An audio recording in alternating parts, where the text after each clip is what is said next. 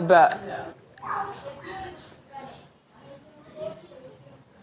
அஸ்ஸலாமு அலைக்கும் வரஹ்மத்துல்லாஹி வபரகாத்துஹு. இப்போ நம்ம வந்துட்டு 2012ஆம் ஆண்டு வந்திருக்கக்கூடிய கேள்விகள் வந்துக்கிட்டு மெக்கானிக்ஸில் வந்து இருக்கக்கூடிய கேள்விகள் எல்லாம் வந்துட்டு பார்த்துருந்தோம். அடுத்து 2013ஆம் ஆண்டு வந்திருக்கக்கூடிய கேள்வி பார்ப்போம். 2013ஆம் ஆண்டில் மெக்கானிக்ஸில் வந்து முதலாவது கேள்வி பார்த்தீங்கன்னா ஃப்ளங்கின் மாறிலியின் எஸ்ஐ அலகு கட்டிக்கிறது. ஃப்ளங்கின் மாறிலின் சமன்பாடு நமக்கு தெரிய போகுது E சமன் HF. இதுல இருந்து H பார்த்தீங்கன்னா E ஓவர் F. இதுல எஸ்ஐ அலகு எப்படி பாக்குற E ஓவர் F சொன்னா E வந்துகிட்டு என்னது அலகுல அளப்போம் ஜூல்ல. எஸ்ஐ அலகுல ஜூல்ல அளப்போம். இது வந்துகிட்டு மீடியன் வந்துட்டு செகண்ட் மைனஸ் 1 சொல்லியிருக்க போகுது. அப்ப இதை பிரிச்சுன்னு சொன்னா ஜூல் செகண்ட் சொல்லி வர போகுது. அப்ப ஆன்சர் என்ன ஜூல் செகண்ட். அப்ப நான் என்ன செஞ்சிருக்கேன் சக்தி இந்த எஸ்ஐ அலகு எடுத்துட்டு மீடி 2 எஸ்ஐ அலகு எடுத்து ரெண்டையும் வந்துட்டு பிரிச்சேன். எனக்கு வார விட ஜூல் செகண்டாக இருக்கே. அப்ப எதனாவது விட வரப்போகுது ஒரு சிம்பிளான ஒரு கேள்வி. ஆன்சர் இரண்டாவது விடையாக இருக்க போகுது. அடுத்த கேள்வியை பார்த்தீங்கன்னு சொன்னா 2013ஆம் ஆண்டு வந்திருக்கக்கூடிய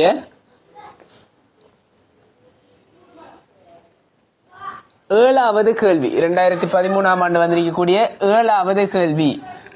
7வது கேள்வி என்னன்னு சொல்லி பார்ப்போம். இதயத்தின் இடைப்பயப்பு அமுக்கம் 1.2 தர 14 பஸ்கால் ஆகவும் இடைக்குருதி பாய்ச்சல் வீதம் 5 தர 10⁻³ மீட்டர் ஸ்கொயருக்கு நிமிடம் ஆகவும் இருப்பின் இதயத்தின் இடைப்பயப்பு வலு. முதலாவது என்ன சொல்லி தாரன்னா அமுக்கம் P வந்துகிட்டு தாராரு 1.2 தர 14 பஸ்கால்னு சொல்லி தாராரு. 1.2 தர 14 பஸ்காலும் அடுத்தது தரப்படுறது வீதம் பாய்ச்சல் வீதம் சொல்லி தராரு. பாய்ச்சல் வீதம் வந்துகிட்டு தராரு. அதாவது கனவளவின் கீழ் T நேரம் தராரு. V ஓவர் T வந்துகிட்டு தராரு. கனவளவின் கீழ் அதாவது கனவளவின் கீழ் நேரம். நேரம் என்னத்துல தராரு நிமிடத்துல வந்துட்டு தராரு. நிமிடத்துல வந்துட்டு தராரு. அப்ப கனவளவு வந்துட்டு என்ன சொல்றாரு கனவளவின் கீழ் நிமிடம் 5 தர 10⁻³ மீட்டர் கியூப். கீழே வந்துகிட்டு நிமிடத்தை நான் செகண்ட்ல மாத்துறேன். அப்ப எத்தனை ஒரு நிமிடம் 60 செகண்ட். சரியா? இப்ப கேட்டது வலு பீண்டு சொல்லி எடுக்க வலு வந்துகிட்டு கேள்வியாக கேட்டது. இப்ப வலுவை கணிக்கிறதுக்கு நமக்கு ஒரு சமன்பாடு தெரியும். P சமன் வேலை அல்லது சக்தியின் கீழ் நேரம் அல்லது P சமன் F இன்டு V. P சமன் F இன்டு V அல்லது வேலை அல்லது சக்தியின் கீழ் நேரம்னு சொல்லி எடுக்கலாம். சரியா? இப்ப இதுல எனக்கு வேலை தெரியாது சக்தி தெரியாது. சரியா? அப்ப அப்படின்னு சொன்னா இரண்டாவது சமன்பாடு எடுக்க நான் விசையை கண்டுபிடிக்கலாம். அந்த அமுக்கத்தை வச்சு நான் என்ன செய்யலாம் விசையை கண்டுபிடிக்கலாம். இப்ப விசையை கண்டுபிடிக்கிறேன்னு சொன்னா எப்படி கண்டுபிடிக்க போறேன்னா P சமன் அமுக்கம் சமன் F ஓவர் P சமன் F ஓவர் A. சரியா? அப்ப F சமன் என்ன வரப்போகுது P இன்டு A. P வந்துகிட்டு அமுக்கம் எத்தனை 1.2 தர 14 பஸ்கால் தர என்னது ஏன்னு சொல்லி வரப்போகுது F. அப்ப F வந்துட்டு இப்படி வரப்போகுது. சரியா? இப்ப இந்த சமன்பாடுல கொண்டு போய் போட்டு சொன்னா வலு சமன் Fக்கு பதிலாக 1.2 தர 14 தர A தர அங்கால V வேகம். Vக்கு பதிலாக நான் என்ன எழுதலான்னு சொன்னா S over T. S over T அல்லது L over T. L over T எழுது. S ஓவர் T அல்லது L ஓவர் T. ஏன் இந்த இடத்துல Sக்கு பதிலாக L என்று சொல்லி எடுக்கன்னு சொன்னா இப்ப இந்த இடத்துல பாத்தீங்கன்னு சொன்னா இப்ப ஒரு பாய்ச்சல் கதியில போகக்கூடிய ஒரு குழாயை பத்தி அதாவது இதயத்தின் ஒரு சின்ன ஒரு குழாயை பத்தி தானே கதைக்காங்க. இதயத்தின் ஒரு சின்ன ஒரு குழாயை பத்தி தானே கதைக்காங்க. அந்த குழாயில கதைச்சுன்னு சொன்னா ஒரு குறிப்பிட்ட ஒரு நேரத்துல T நேரத்துக்குள்ள ஓடின அந்த T நேரத்துக்குள்ள அந்த போன அந்த நீளத்தை வந்துகிட்டு Sன்னு சொல்லி எடுத்துன்னு சொன்னா குறிப்பிட்ட ஒரு நேரத்துக்குள்ள அந்த குருதி பாய்ந்த தூரம் இங்க இருந்து இங்க பாய்ந்த தூரம் வந்துகிட்டு Sன்னு சொல்லி எடுத்துனா அந்த நீளத்தை Lன்னு சொல்லி எடுக்க. அதாவது அது பாய்ந்த இடப்பெயர்ச்சி எஸ் பாய்ந்த இடப்பெயர்ச்சி எஸ் அதோட நீளத்தை வந்துக்கிட்டு எல்லுன்னு சொல்லி எடுக்கணும். சரியா? அதை நேரத்தால் பிரிச்சுன்னு சொன்னா என்ன வர போகுது? இன்னைக்கு வேகம் கிடைக்க போகுது. அப்போ இவ்வளோ குறிப்பிட்ட ஒரு நேரத்துக்குள்ள அந்த பாய்ச்சல் குருதி வந்துக்கிட்டு எவ்வளோ தூரம் வந்துக்கிட்டு எவ்வளோ இடப்பெயர்ச்சி போயிருக்கின்னு சொல்லி அதில் நீளத்தை அதில் நேரத்தால் பிரிச்சேன்டா வி வரத்தானே போகுது. அப்போ இந்த விக்கு பதிலாக நான் எல்லாம் ஒட்டின்னு சொல்லி போட்டிக்கேன். அப்போ குறுக்கூட்டு பரப்பு தர நீளம் என்னையாக இருக்க போகுது? இங்கே 1.2 குறுக்கூட்டு பரப்பு தர நீளம் என்னையாக இருக்க போகுது? கனவளவாக இருக்க போகுது. கனவளவின் கீழ் நேரம் நான் ஏற்கனவே கனவளவின் கீழ் நேரம் என்ன எடுத்து வச்சிருக்கேன்? 5 மீட்டர் கியூபின் கீழ் 60. அதை கொண்டு போய் போட்டேன்டா சரிதானே? அப்போ 1.2 தர வியின் கீழ் டி வியின் கீழ் டி அப்போ என்னது? 5 தர 10⁻³ கீழ் டீக்கு பதிலாக 60 செகண்ட் நிமிடத்தில் தந்திருக்காரு. நிமிடத்தில் தந்திருக்காரு. டீக்கு பதிலாக 1 தான் வரணும். பட் என்னது இவர் நிமிடத்தில் தந்திருக்காரு. அதை நான் என்ன செய்யணும்? எஸ்ஐ அலகுல மாற்றி செகண்டுக்கு மாற்றணும். அப்போ 60 சொல்லி போட்டிருக்கேன். இப்போ இதை சுருக்கினு சொன்னா 1.2 தர 5 6 சொல்லி வர போகுது. 10⁻4 10⁻³ இது ரெண்டையும் மட்டும் நட்டுனா ஒரு 10 மட்டும் மிஞ்ச போகுது. கீழே 60 இருக்குது. கீழே 60 இருக்கு. இப்போ இதை சுருக்கினு சொன்னா 1 சொல்லி வர போகுது. ஆன்சர் என்ன வர போகுது? ஒரு வாட். அப்போ வலு என்ன வருதுன்னு சொன்னா 1 வாட்டுன்னு சொல்லி விடைய உங்களுக்கு கிடைக்கும். அப்போ வலு உங்களுக்கு என்ன கிடைக்க போகுதுன்னா 1 வாட். அப்போ என்ன செஞ்சிருக்கேன்னு சொன்னா அமுக்கத்துக்கு இதை எடுத்து விஇன்கல் டி அவர் தந்ததை எடுத்து வலுவை கேட்டதுக்கு வந்து பி சமன் எஃப் இன்டூ பிங்கிற சமன்பாடு எடுத்து அமுக்கத்துக்கான சமன்பாடு என்னது? பி சமன் எஃப்ஓவை அதுல இருந்து எஃப் விசையை கண்டுபிடிச்சிட்டு அடுத்தது இந்த விக்கு பதிலாக இந்த வேகத்துக்கு பதிலாக ஒரு குழாய்க்குள்ளால ஒரு சின்ன ஒரு குருதி குழாய்க்குள்ளால என்ன செய்ய போகுது குருதி. அப்ப அது வந்துகிட்டு ஒரு இடத்துல இருந்து அதாவது அது பாயும் போது ஒரு குறிப்பிட்ட நேரத்துல பாய்ந்த அளவு எடுத்திருக்கேன். குறிப்பிட்ட நேரத்துல பாய்ந்த அளவு இடப்பெயர்ச்சியை எல்லுன்னு சொல்லி எடுத்து அந்த நேரத்துல பிரிக்கிறது அந்த வேகம்னு சொல்லி எடுத்திருக்கேன். சரியா? நீங்க படிப்பீங்க. இது வந்துட்டு எங்க படிப்பீங்கன்னு சொன்னா ஓரளவு கனவளவில் பாய்ந்த அந்த குருதியின் வேகம் வந்துகிட்டு படிப்பீங்க. ஓரளவில் பாய்ந்த கனவளவு பாய்ச்சல் வீதம்னு சொல்லி விட்டு படிப்பீங்கன்னு. ஓரளவு கனவளவுல வந்துட்டு இந்த கனவளவு பாய்ச்சல் வீதம்னு சொல்லி படிப்பீங்க. அந்த இடத்துல வந்துகிட்டு இந்த சாப்டர் இதை பத்தி நிறுவலாம் சின்ன சின்ன விஷயங்கள் வந்துகிட்டு உங்களுக்கு வர போகுது. அந்த தியரிகள்ல வரும்.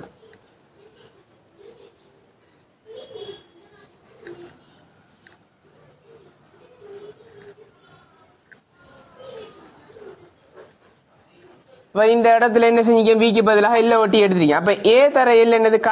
கனவளவின் கீழ் நேரம் ஏற்கனவே எடுத்திருக்கேன். அது நிமிடத்தில் இருக்கு. அதை செகண்டுக்கு மாத்தி எடுத்திருக்கேன். சரியா? அப்ப செகண்டுக்கு எஸ்ஐ அலகுல இருக்கேன். அப்ப செகண்டுக்கு மாத்தினத்தை இங்க கொண்டு போய் போட்டிருக்கேன். பிரதிட்டிருக்கேன். விஓ ஒட்டிக்கு பிரதிட்டிருக்கேன். பிரதியிட்டா வார சுருக்கி வார விட 1 வாட்னு வருது. அப்ப வலுவுக்கான விட 1 வாட்டாக இருக்க போகுது. எத்தனாவது ஆன்சர்? ஆன்சர் 2வதாக இருக்க போகுது. இப்ப நீங்க என்ன செய்யலான்னு சொன்னா ஒரு புதுவிதமான ஒரு சமன்பாடு ஒன்று எடுக்கலாம். என்னன்னு சொன்னா இதுல நீங்க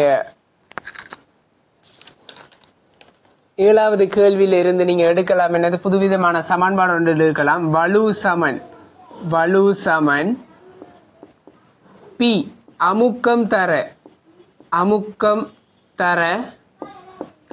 Q கனவளவு பாய்ச்சல் வீதம் நீங்க எடுக்கக்கூடிய மாதிரி இருக்கும். கனவளவு பாய்ச்சல் வீதம் அமுக்கம் தர கனவளவு பாய்ச்சல் வீதம் வலுவாக இருக்கும். சரியா? அப்ப இது வந்துகிட்டு இதுல இந்த கேள்வியில இருந்து ஒரு ஷார்ட்டாக நீங்க எடுக்கக்கூடிய மாதிரி இருக்கும். அடுத்த கேள்வி பாருங்க. 2013ஆம் ஆண்டு வந்திருக்கக்கூடிய 8வது கேள்வி. அதுவும் ஒரு இலகுவான கேள்வி. முன்னுக்கு வரக்கூடிய இலகுவான கேள்விகள்ல ஒன்றுதான் 8வது கேள்வியும். 8வது கேள்வியை பாத்தீங்கன்னா உருவில் காணப்படுகின்றவாறு ஒரு பொருள் கிடையுடன் கோணம் தீட்டாவை ஆக்குகின்ற ஒரு திசையில் வேகம் v உடன் ஈர்ப்பின் கீழ் எறியப்படுகின்றது. நேரம் t உடன் பொருளின் வேகத்தின் கிடை vh கூறினதும் நிலைக்குத்து y கூறினதும் மாறலை பின்வரும் மரபுகளில் எது சரியாக காட்டுகின்றது? அப்போ ஒரு எரிய பாதையை ஒன்று தந்துட்டு இருக்காரு. எரிய பாதை ஒன்று தந்துட்டு Vxங்கிற Vyங்கிறது நிலைக்குத்தாங், Vxங்கிறது என்னதான் கிடை வேகமா. கிடை வேகங்கள் எப்படி இருக்கும் எரிய பாதையில் எப்போதும்? இந்த இடத்துல Vx, இந்த இடத்துல Vx, இந்த இடத்துல Vx. கிடை வேகம் எப்போதும் எரிய பாதையில் எப்படி இருக்கும்? சீராக இருக்கும். அதால தான் என்ன செய்வோம், எஸ் சமன் யூடிங்கிற சமன்பாடை வந்துக்கிட்டு கிடையாக நம்ம யூஸ் பண்ணுவோம். அப்ப கிடை வேகம் எப்போதும் எப்படி இருக்க போதும்? கிடை வேகம் எப்போதும் எப்படி இருக்கும்? Vx எப்பயும் சீராக இருக்கும். நிலைக்குத்து வேகத்தை பார்த்தோன்னா என்ன நடக்குன்னு பார்ப்போம். நிலைக்குத்து வேகம் இந்த இடத்துல Vy இருக்கும், இந்த இடத்துல ஒரு பெருமானம் இருக்கும். இதோட Vyயோட குறைந்த பெருமானம், Vyயோட Vy டேஷ்னு சொல்லி எடுக்கணும். Vyயோட குறைந்த பெருமானம் இது 50ன்னு சொன்னா இது ஒரு 40 இல்லாட்டி 30 அப்படின்னு இருக்கும். இந்த இடத்துல வரக்குள்ள Vy என்னையாக இருக்க போகுது? பூஜ்ஜியமாக. அதாவது அதி உயர் புள்ளியில Vy என்ன செய்யும்? பூஜ்ஜியமாக இருக்க போகுது. இது நமக்கு தெரிஞ்சது எரிய இயக்கத்துல. அப்படியோ இந்த இடம் வரக்குள்ள அதிகரிக்கும், திரும்ப இந்த இடம் வரக்குள்ள அதிகரிக்கும், இந்த இடம் வரக்குள்ள இந்த இடத்துல கீழ் நோக்கி இருக்கும், இந்த இடங்கள்ல கீழ் நோக்கி இருக்கும், கீழ் நோக்கி இப்படி இருக்க போகுது. அப்ப இந்த இடம் வரக்குள்ள Vy-ஆக இருக்கும். சரியா? அப்ப இந்த இடம் Vy சொன்னா சரியாக சமச்சீராக தான் எரிய இயக்கத்தை வந்துட்டு பார்த்தோன்னு சொன்னா சமச்சீராக உடைக்கலாம். சமச்சீராக உடைச்சுன்னா இங்க Vy சொன்னா அப்ப இங்கேயும் எப்படி இருக்க போகுது? Vy-ஆக தான் இருக்க போகுது. பெருமானம் சமனா இருக்கும், திசை எப்படி இருக்கும்? எதிரெதிர் திசையில் இருக்கும். அதே மாதிரி இந்த இடத்துல நான் ஒரு பெருமானம் எடுத்துனா அதுல பெருமானத்துக்கு இந்த இடத்துலயும் பெருமானம் சமனாக இருக்கும், ஆனா திசை எப்படி இருக்க போகுது? வித்தியாசமாக இருக்கும். சரியா? அப்ப நீங்க செல்லலாம், அந்த அரைவாசியால உடைக்கக்குள்ள வார வேகங்களின் பருமங்கள் சமனாக இருக்கும், ஆனா திசை எப்படி இருக்க போகுது? எதிர் திசையில் இருக்க போகுது. அப்ப இந்த இடத்துல பாத்தீங்கன்னா இப்படின்னு என்ன செய்யுது? குறைஞ்சிக்கிட்டு வந்து திரும்ப என்ன செய்யுது? அதிகரிக்குது. அப்போ ஒரு பெருமானத்துல இருக்குது, ஏற்கனவே ஒரு 50 எடுத்தீங்கன்னா 50 பெருமானத்துல இருக்கு, அல்லது Vy சொல்லி எடுக்கணும். Vy பெருமானம் எடுத்தீங்கன்னா அந்த பெருமானத்துல இருந்து என்ன செய்யுது? பூஜ்ஜியத்துக்கு வருது. நேரத்தோட பூஜ்ஜியத்துக்கு வந்து திரும்ப என்ன செய்யுது? எதிர் திசையில. இது பிளஸ் சொன்னா இது மைனஸ், அப்ப எதிர் திசை மைனஸ் திசை. சரியா? இந்த திசை வந்துகிட்டு பிளஸ் சொல்லி எடுக்கணும். அப்ப இந்த திசை என்னது? மைனஸ். பிளஸ்ல வந்துகிட்டு அப்படியே குறைஞ்சிக்கிட்டு வந்து மைனஸ்ல என்ன செய்யுது? அதிகரிச்சுட்டு வருது, திரும்ப Vy பெருமானத்துக்கு வருது. அப்ப எப்படி இந்த இடத்துல அதிகரிச்சுட்டு வரும்? இந்த இடத்துல அதிகரிச்சுட்டு வந்து இந்த இடத்துல Vy-ஆக இருக்க போகுது, மைனஸ் Vy-ஆக இருக்க போகுது. அப்ப இந்த இடத்துல திசை மாறினதால இது பிளஸ் Vy, இங்க மைனஸ் Vy-ஆக இருக்குது. அப்ப ஆன்சர் எப்படி வர போகுது? இது சரியான ஒரு நேர்கோடாக இருக்கும். அப்ப ஆன்சர் எத்தனாவது ஆன்சர் வர போகுது? உங்களுக்கு பார்த்தாலே விளங்குது. உங்களுக்கு 5வது ஆன்சர் சரியான ஆன்சராக இருக்கும். இது ஒரு சாதாரணமான எரிய கேள்வியை சம்பந்தப்பட்டு வரையப்பட்ட அந்த கிராஃப் சம்பந்தப்பட்ட கேள்வி உண்டு. அடுத்தது 9வது கேள்வியை பார்ப்போம்.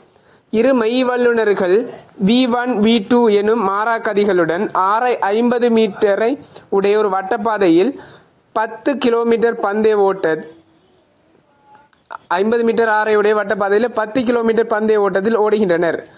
ஒரு மெய் வல்லுநர் கதி V1 உடன் 10 சுற்றுக்களை பூர்த்தி செய்யும் போது மற்றைய மெய் வல்லுநர் 9 சுற்றுக்களை பூர்த்தி செய்வதாக அவதானிக்கப்படுகின்றது. விகிதம் V1/V2 ஆவது. என்ன செய்யறாங்கன்னு சொன்னா 8வது கேள்வியில ஒரு வட்ட சுற்றுப்பாதை ஒன்றுல ஓடிக்கிட்டு இருக்க ஒரு ஆள் V1 கதி, ஒரு ஆள் V2 கதியில ஓடிக்கிட்டு இருக்காரு. ஒரு ஆள் 9 சுற்றுக்களை நிறைவேற்றாரு, ஒரு ஆள் 10 சுற்றுக்களை நிறைவேற்றாரு. சரியா? முடிக்காரு. அதுல இன்னொன்று சொல்லப்பட்டிருக்குது, அதுல 50 மீட்டராம் மொத்த தூரம் வந்துகிட்டு வட்டப்பாதையில 10 கிலோமீட்டர் வந்துகிட்டு என்ன செய்யறாரு? ஓடுறாரு. இப்படி ஒரு வட்டப்பாதை ஒன்று இருக்குது, 50 மீட்டர். இப்படி ஒரு வட்ட இதுல வந்துகிட்டு 50 மீட்டர் ஆரையுடைய ஒரு வட்டப்பாதையில ஒரு ஆள் வந்துகிட்டு இங்க இருக்கிற ஆள் வந்துகிட்டு V1 கதியில ஸ்டார்ட் பண்றாரு, இன்னொரு ஆள் என்னறாரு? V2 கதியில ஸ்டார்ட் பண்றாரு. V1 கதியில ஸ்டார்ட் பண்றது, இன்னொரு ஆள் V2 கதியில வந்துட்டு ஸ்டார்ட் பண்றாரு. மொத்தமா ஓடுற 2 பேரும் மொத்தமா ஓடுற எத்தனை கிலோமீட்டர் ஓடுற?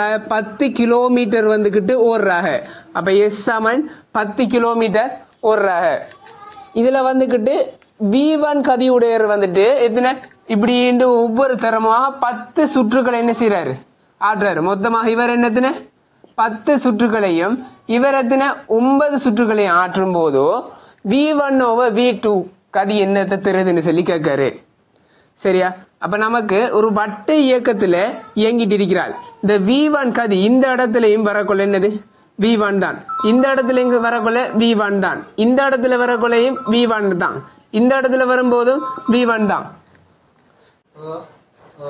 அப்ப இதுல பாத்தீங்கன்னு சொன்னா என்ன விஷயம்னு சொன்னா ஒவ்வொன்றும் வந்துகிட்டு என்னது சீரான கதியில என்ன செய்ய போகுது, சீரான ஒரு வட்ட இயக்கத்தை கொண்டு ஆடி இருக்கக்குள்ள அதுல கதி வந்துகிட்டு எப்படி இருக்க போகுது v1 ஆகவே இருக்கும். ஆனா வேகம் வந்துகிட்டு பாத்தீங்கன்னு சொன்னா என்ன நடக்குது, வேகத்துல அந்த திசை வந்துகிட்டு என்ன செய்யுது ஒவ்வொரு இடத்துலயும் தொடலி திசையாக இருக்கு. ஆனா அது இந்த கதிர அதாவது கதின்னு சொல்றது அதுல பெருமானம் என்ன செய்யும் எல்லாம் வந்துகிட்டு பெருமானம் எல்லாம் வந்துகிட்டு என்னையாக இருக்குன்னு சொன்னா ஒரே பெருமானம் அறியும். அந்த வட்டையக்க ஃபுல்லா ஆற்றும் போது அதுல கதி அந்த பெருமானம் வந்துகிட்டு வேகத்தின் பெருமானம் எப்போதும் ஒரே பெருமானம் அறியும். ஆனா திசை மட்டும்தான் என்ன செய்யும் ஒவ்வொரு இடங்கள்ல மாறும். அது என்னது தொடலி திசையாக அமைய போகுது.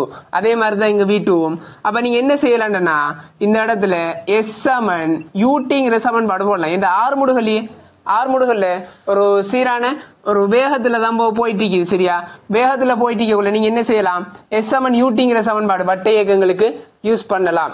வட்ட இயக்கங்களுக்கு அதாவது ஒரு வட்ட பாதையில அப்படியே முழுமையாக ஒரு வட்ட பரிதியில இயங்கி கொண்டிருக்கிறதுக்கு வந்துகிட்டு என்ன செய்யலாம் வட்ட இயக்கத்தை என்ன செய்யலாம் நீங்க யூஸ் பண்ணலாம்.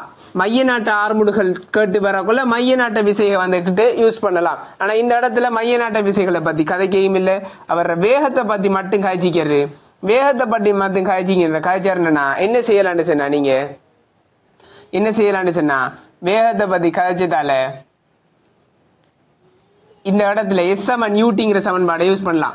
இந்த இடத்துல ஒமேகாவும் என்ன செய்ய மாட்டுச்சு மாற மாட்டுச்சு. ஒமேகா மாறாத காரணத்தால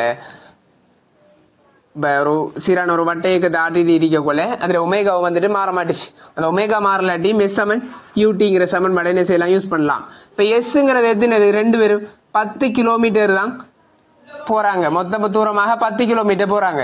இவர் என்ன கதியில போறாரு v1 கதியில. இவருக்கு எடுத்த நேரம் வந்துகிட்டு என்னன்னு சொல்லி பார்ப்போம். இவருக்கு எடுத்த நேரம் வந்துகிட்டு t1 சொல்லி எடுத்துனா t1 நான் பார்ப்போம் எப்படி வருதுன்னு சொல்லி. t1 சமன் எப்படி வர போகுதுன்னு சொன்னா t1 சமன் இந்த இடத்துல f அதாவது 9 சுற்றுகள் 10 சுற்றுகள்னு சொல்லிருக்கீங்களா. இந்த 10 சுற்றுகள்ங்கிறது மீடிரனாக இருக்க போகுது. இவர் என்னது மீடிரனாக இருக்க போகுது. 10 சுற்றுகள்ங்கிறது என்னது இவர் மீடிரனாக இருக்கும். அப்ப நமக்கு தெரிஞ்சது இதுல பாத்தீங்கன்னு சொன்னா இதுல வரக்கூடிய அந்த சுற்றல்கள் தான் என்னது மீடிரனாக இருக்க போகுது. இதுல வந்துகிட்டு எத்தனை சுற்றுகள் வந்துகிட்டு சுற்றாரோ அதை என்னது மீடிரனாக இருக்க போகுது. அதாவது இந்த மீடிரன் சொன்னா எப்படி ஒரு பொருள் வந்துகிட்டு எத்தனை ஒரு செகண்டுக்கு எத்தனை அலைவுகளை ஆற்றுதோ அதை வச்சுதானே வந்துகிட்டு நாங்க மீடிரன் வந்துட்டு கணிப்போம். மீடிரன் எத்தனை அலைவுகள் வந்துகிட்டு ஆற்றுதோ ஒரு செகண்டுக்கு எத்தனை அலைவுகள் ஆற்றுதோ அதை வச்சுதானே. அதே மாதிரி இது எத்தனை தரம் வந்துகிட்டு பூர்ணப்படுத்துறாரு அதை நேரத்தால பிரிச்சு நம்ம என்ன செய்வோம் மீடிரனை கண்டுபிடிப்போம். அப்ப எத்தனை தரம் சுற்றுகளை ஆற்றாருன்னு சொல்லி அந்த இரண்டுக்கும் எடுத்த நேரங்கள் வந்துகிட்டு குறிப்பிட்ட நேரங்களாக இருக்க போகுது. இவர் 10 சுற்றுகள் எடுத்து ஆற்றுறதுக்கு எடுத்த நேரம் வித்தியாசமாக இருக்கும். இவர் 9 சுற்றுகளை ஆற்றுறதுக்கு எடுத்த நேரம் வந்துகிட்டு வித்தியாசமா இருக்கும். அப்ப இவங்களோட மீடிரன்ல தான் என்னது தங்கி இருக்குது. இந்த மீடிரன் அதாவது எஃப்ங்கிறது இந்த மீடிரன்கிறது இவர் எத்தனை சுற்றுக்களை ஆற்றிருக்கிறதுங்கிறதா இதுல மீடிரனாக இருக்க போகுது. அப்ப இதுல நான் எடுத்துட்டு சொன்னா முதலாவது v1க்கு எடுத்துட்டு சொன்னா v1 மீடிரன் 10 சொல்லி எடுத்துட்டு சொன்னா இப்ப நமக்கு தெரியும் மீடிரனுக்கான சமன்பாடு f சமன் 1/t. அப்ப t சமன் 1/f. அப்ப இதுல t1 சமன் என்ன செய்யலாம் v1ல t1 சமன் 1/fக்கு பதிலாக 10. அப்ப 10 சமன் v1 இன்டூ t1க்கு பதிலாக 1/10 சொல்லி போடலாம். இது முதலாவது சமன்பாடு. அடுத்தது v2க்கு s சமன் utங்கிற சமன்பாடை வந்துட்டு யூஸ் பண்ண போறேன். v2க்கு வந்துகிட்டு s சமன் utங்கிற சமன்பாடை வந்துகிட்டு என்ன செய்ய போறேன் யூஸ் பண்ண போறேன். அதை யூஸ் பண்ணினு சொன்னா அடுத்த இதுக்கானது 2ஆம் சமன்பாடை உருவாக்கி எழுதினால அப்ப எஸ் சமன் யூடிங்கிற சமன்பாடை இரண்டாவதுக்கு யூஸ் பண்ணு சொன்னா அதுக்கு எத்தனை 10 கிலோமீட்டர் ஓட போறாரு v2 வேகத்துல t2 டைம் t2 டைமுக்கு என்ன செய்யறேன்னு சொன்னா அவர் மீடியன் என்ன 9 f சமன் 9. அப்ப இதுக்கு வந்துகிட்டு யூஸ் பண்ணு சொன்னா என்ன வரப்போகுது t2 சமன் ஒண்டிங்கில் t சொன்னா சாரி ஒண்டிங்கில் f சொன்னா ஒண்டிங்கில் 9 சொல்லி வரப்போகுது. அப்ப 10 சமன் v2 தர ஒண்டிங்கில் 9ங்கிறது இரண்டாவது சமன்பாடு. v1 நீங்கள் v2 தானே கேட்ட, அப்ப 1 அழைப்பிறீங்க 1 அழைப்பிறீங்க இல்லாட்டி சமப்படுத்தினாலும் ஓகே.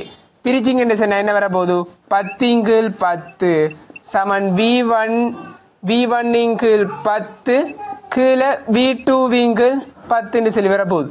அப்ப இந்த சாரி v2 9 சொல்லி வரும். இப்ப இதை சுருக்கினீங்க என்ன வரப்போகுதுன்னு சொன்னா இதை வெட்டி நீங்க சொன்னா இதை வெட்டி நீங்க சொன்னா 1 சமன் 9 v1 கீழ் 10 v2 சொல்லி வரப்போகுது. v1 கீழ் v2 என்ன வருன்னு சொன்னா இதை குறுக்கு பெருக்க செஞ்சீங்கன்னு சொன்னா இந்த நம்பரை மத்த பக்கம் மாத்திட்டீங்கன்னு சொன்னா வரப்போகுதுண்டா 10 கீழ் 9 சொல்லி ஆன்சர் வரும். 10 கீழ் 9 சொல்லி ஆன்சர் வரும். அப்ப எத்தனாவது ஆன்சர் வருது?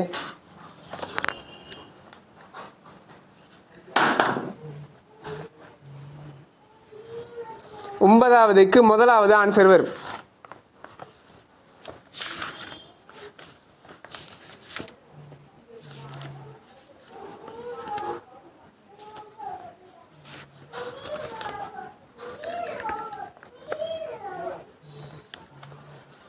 ஒன்பதுக்கு ஆன்சர் 1 விடையாக கிடைக்க போகுது.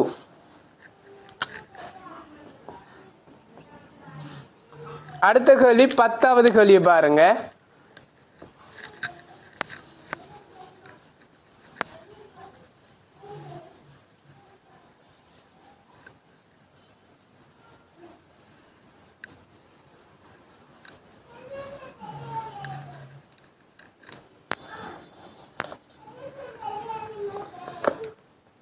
ஒரு பொறியின் a, b எனும் இரு சில்லுகள் ஒரு பொது அச்சை பற்றி முறையே ω1 ω2 எனும் கோணக்கதிகளுடன் ஒரே திசையில் சுழல்கின்றன. உரு a ஐ பார்க்க. சுழற்சி அச்சை பற்றி a இன் சடத்துவ திருப்பம் I1 b இன் சடத்துவ திருப்பம் I2 ஆகும்.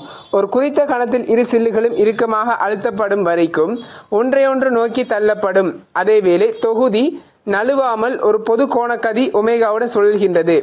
உரு b ஐ பார்க்க. ஒமேகாவின் பெருமானத்தை தருவது.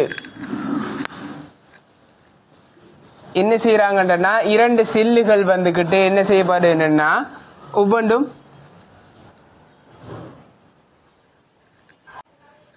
அப்ப இந்த கேள்வியில் என்ன சொல்லப்படுறீங்கன்னு சொன்னா என்னது ரெண்டு வெவ்வேறான செல்லுகள் வந்துகிட்டு இரண்டு வெவ்வேறான செல்லுகள் இரண்டும் ஒரே திசையில வெவ்வேறு கோணக்கதியில சுத்திக்கிட்டு இருக்கு. திசைகள் பாருங்க ஒரே திசை வெவ்வேறு கோணக்கதியில இரண்டும் என்ன செய்து இணைக்கப்படுது. இணைக்கப்பட்ட உடனே புதிய கோண கதி வந்துகிட்டு என்ன சொல்லி கேட்காங்க. இப்ப இரண்டு மோதும் போது என்ன செய்வோம் கோண உந்த காப்பு தத்துவத்தை யூஸ் பண்ணுவோம். அதே மாதிரி இரண்டு சுழன்று இருக்கிறது வந்துகிட்டு ஒன்றாக இணையும் போது என்ன செய்வோம்னு சொன்னா ஒன்றாக இணையும் இல்லாட்டி திணிவுகள் சேர்க்கப்படும் போது நம்ம என்ன செய்வோம்னு சொன்னா கோண உந்த காப்பு தத்துவத்தை யூஸ் பண்ணுவோம். அப்ப இந்த இடத்துல என்ன செய்வோம் நம்ம கோண உந்த காப்பு தத்துவத்தை யூஸ் பண்ணுவோம். கோண உந்த காப்பு தத்துவத்தை யூஸ் பண்ணணும்னு சொன்னா இந்த இடத்துல நமக்கு இதுல சடத்துவ திருப்பம் எல்லாம் தெரியணும். சடத்துவ திருப்பம் அவர் தந்திருக்காரு. ஏட சடத்துவ திருப்பம் I1 இதை ஏன்னு சொல்லி தந்துட்டு இதுல சடத்துவ திருப்பம் I1 இதுல பின்னு தந்துட்டு இதுல சடத்துவ திருப்பம் I2 சொல்லி தந்திருக்காரு. இப்ப இரண்டுடைய சடத்துவ திருப்பம் என்ன I1 பிளஸ் I2 ஏன் இது ஒரு அச்சை பற்றி சுழலுது. அதே அச்சை பற்றி இரண்டு வந்துகிட்டு ஒரு நடு அச்சை பற்றி என்னது சுழலுது. ஒரு அச்சு பற்றி சரியாக அந்த அச்சு பற்றி இணைக்கப்படும் போது அது அந்த ரெண்டு அச்சும் ஒருமிக்க இணைமாறு இணைக்கப்படும் போது சடத்துவ திருப்பங்களும் என்ன செய்யும் கூட்டப்படும். சடத்துவ திருப்பங்களும் கூட்டப்பட போகுது என்ற பொது அச்சு பற்றி தானே. இப்ப இரண்டும் ஒரு அச்சு பற்றி வெவ்வேறு அச்சு பற்றி என்னது சுழண்டுகிட்டு இருக்கு. இப்ப பொது அச்சு பற்றி மாறக்கொள்ள பொது அச்சாக மாறும் போதோ என்ன செய்ய போதோ அதுல சடத்து திருப்பங்கள் இரண்டும் கூட்டுப்பட போகுது. இப்ப இதுக்கு ஆரம்ப கோண உந்தத்தை எடுத்துன்னு சொன்னா என்ன அறிய போகுது? இது I1 ஒமேகா 1ல சுத்திக்கிட்டு இருக்குது. சக இது I2 ஒமேகா 2ஆக இருக்க போகுது. இதுல இறுதி கோண உந்தம் என்ன அறிய போகுது? சமன் இறுதி கோண உந்தம். ஆரம்பம் சமன் இறுதியாக இருக்க போகுது. ஆரம்பம் சமன் இறுதியாக இருக்கும். என்னது? கோண உந்தம் காக்கப்படுறதால. சரியா? இப்ப இந்த இதுல பாத்தீங்கன்னா இறுதி கோண உந்தம் இதுல சடத்து திருப்பம் என்ன? I1 plus I2. இதுல கோண வேகம் பொதுவான கோண வேகம் ஒமேகாவில சுழண்டுகிட்டு இருக்குது. அப்ப இந்த அடிப்படையில பாத்தீங்கன்னு சொன்னா ஒமேகாவை கண்டுபிடிக்குச்சுன்னா ஒமேகா சமன் என்ன அறிய போகுது? இது அப்படியோ இங்களை போய் பிரிச்செல்லி நீங்க என்ன சரியானே பொதுவாக எடுக்கிற எதுவும் இல்லை. I1 omega plus I2 omega 2 கீழே I1 பிளஸ் I2 இதான் என்ன அறிக்க போகுது? அவர் கேட்ட அந்த ஒமேகாவாக இருக்கும். அவர் கேட்ட ஒமேகாவாக இருக்க போகுது. எத்தனாவது ஆன்சர் வருது? ஆன்சர் 4வது ஆன்சர் உங்களுக்கு விடையாக கிடைக்கும். ஆன்சர் 4 என்னது? உங்களுக்கு விடையாக கிடைக்க போகுது. அடுத்த கேள்வி நீங்க பார்க்கலாம். 10வது கேள்வி. 11வது கேள்வி. இப்ப பார்த்ததுதான் 10வது கேள்வி. இப்ப 11வது கேள்வியை பார்ப்போம். 11வது கேள்வியை பார்த்தீங்கன்னு சொன்னா கிடையாக ஒரு மாறா ஆர்முடுகள் ஏவுடன் இயங்குகின்ற ஒரு வண்டியின் கிடைத்தட்டு மீது வைக்கப்பட்டுள்ள எம்ஏ உடைய ஒரு குற்றி வண்டி தொடர்பாக ஓய்வில் உள்ளது. தட்டுக்கும் திணிவுக்கும் இடையுள்ள உள்ள நிலையில் உராய்வு குணகம் மியூ ஆகும். திணிவு மீது தாக்கும் உராய்வு விசையை தருவது. இது ஏற்கனவே ஒரு பாஸ் பேப்பர்ல கேட்கப்பட்ட ஒரு கேள்விதான். இது ஏற்கனவே முன்னே பாஸ் பேப்பர்ல நம்ம செஞ்சிருக்கோம். அதுல ஆர்முடுகள் கேட்டாரு. இப்ப உராய்வு விசையை கேட்காரு. அதுல ஆர்முடுகள் கேட்டாரு. இப்ப இதுல என்னது? உராய்வு விசையை கேட்காரு. ஒரு லொரி ஒன்று என்னது போய்கிட்டு இருக்குது. ஒரு லொரி ஒன்று என்ன செய்யுது? போய்கிட்டு இருக்குது. ஒரு லொரி ஒன்று போயிட்டு இருக்கும் போது அதுல என்னது? ஒரு திணிவொண்டு வைக்கப்பட்டிருக்கு. இது ஆர்முடுகள் ஏயோட போயிட்டு இருக்கான். திணிவொண்டு வைக்கப்படும் போது இந்த திணிவு என்ன செய்யும்? இங்கால பக்கம் விழுறதுக்கு தான் பார்க்கும். இப்ப இந்த பக்கம் என்ன செய்யும்? விழுறதுக்கு பார்க்கும். அப்ப விழுறதுக்கு பார்க்கின்றன அந்த சார்பு இயக்கத்தை எதிர்க்க மாதிரி உராய்வு எப்படி இருக்க போகுது? எஃப் இப்படிதான் இருக்க போகுது. உராய்வு வந்துகிட்டு எப்படி இருக்க போகுது? எஃப் இப்படிதான் இருக்க போகுது. இப்ப இதுக்கு லொரிக்கும் இதுக்கு இடையில என்னது? லொரிக்கும் அந்த குற்றிக்கும் இடையில இருக்கிற உராய்வு குணகம் என்ன? மியூன்னு சொல்லியிருக்காரு. இப்ப இது என்னது? வண்டி சார்பாக ஓய்வில் இல்லது. வண்டி சார்பாக ஓய்வில் இல்லைன்னா அசையல்னு சொன்னா இங்காலே எஃப் உராய்வு விசை இருந்துச்சுன்னு சொன்னா இந்த பக்கம் என்னது? எம்ஏங்கிற விசை இருந்திருக்கணும். இப்ப ரெண்டும் சமநிலை காரணமாக என்ன செய்யுது? அசையல்ல. வண்டி சார்பாக ஓய்வில் இல்லதுன்னு சொன்னா சமநிலையில இருக்குது. வண்டி சார்பாக சமநிலையில இருக்குது. ஆனா அந்த வண்டி அசைஞ்சிட்டு இருக்கிறதால இதுக்கு என்னது? ஒரு வேகம் ஒரு ஆர்முடுகள் ஒன்று என்னது இருக்கத்தான் போகுது. இந்த வண்டியின் ஆர்முடுகள் இந்த குற்றிக்கு இருக்க போகுது. ஆனா வண்டி சார்பாக என்னது? ஓய்வில் இருக்கு. வண்டி சார்பாக அசையல்லது. வண்டியில நிக்கிற ஒரு ஆளுக்கு இந்த குற்றி என்ன செய்ய மாட்டேச்சு? அசைய மாட்டேச்சு. வெளியில நின்று பாக்குற ஆளுக்கு என்னது? இந்த குற்றி அசையும். ஒரு ஆர்முடுகளோட போகுது. சரியா? இப்ப இந்த வெளியில நிக்கிற ஆர்முடுகள் பூஜ்ஜியமா இருக்கும். இந்த வெளியில நிக்கிற ஆளுக்கு ஆர்முடுகள் பூஜ்ஜியமா இருந்துச்சுன்னா இவர்ல என்னது? கற்பனை விசை சூடோ ஃபோர்ஸ் ஒன்று என்ன செய்ய போது? தொழிற்படுற மாதிரி விளங்கும். எடுத்துன்னு சொன்னா இந்த இடத்துல எம்ஏ அதுல பருமன் என்னையாக இருக்கும்? திணிவு. இதுல திணிவு எம்ன்னு சொன்னா அதுல ஆர்முடுகள் ஏ இதால பெருக்கிறதுக்கு சமனா இருக்கும். திசை எப்படி இருக்க போகுது? ஆர்முடுகளோட திசைக்கு எதிர் திசையில இருக்க போகுது. அப்ப எப்படி இருக்க போகுது? இப்ப நான் குற்றி சமநிலையில இருக்கும் போது குற்றி வந்துகிட்டு சமநிலையில இருக்கும் போது எஃப் சமன் எம்ஏ ஆக இருக்க போகுது. வல நோக்கிய விசை சமன் இடர் நோக்கிய விசை. அப்ப குற்றி வந்துகிட்டு சமநிலையில் இருக்கிற காரணத்தால சமநிலையில் இருக்கிறதால எஃப் சமன் எம்ஏ ஆக இருக்க போகுது. அப்ப எஃப்க்குரிய உராய் விசைக்குரிய விடையத்தான் கட்டிக்கிறாரு. என்ன விட? எம்ஏன்னு சொல்லி வர போகுது. அப்ப எத்தனாவது ஆன்சர்? ஆன்சர் 1 விடையாக இருக்க போகுது. சரியா? அடுத்த கேள்வி 12வது கேள்விக்கு போகலாம். 12வது இல்ல, அடுத்த கேள்வியா வந்திருக்கிறது 26வது கேள்வி. 26வது கேள்வியை பார்த்தீங்கன்னு சொன்னா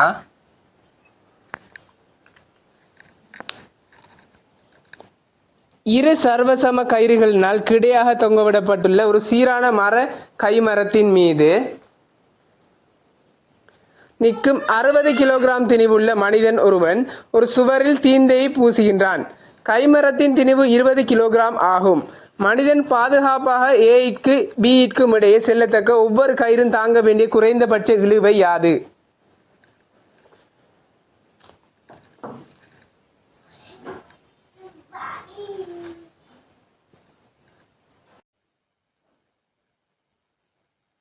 அடுத்து 2013ஆம் ஆண்டு வந்திருக்கக்கூடிய 26வது கேள்வி வந்துட்டு பார்ப்போம்.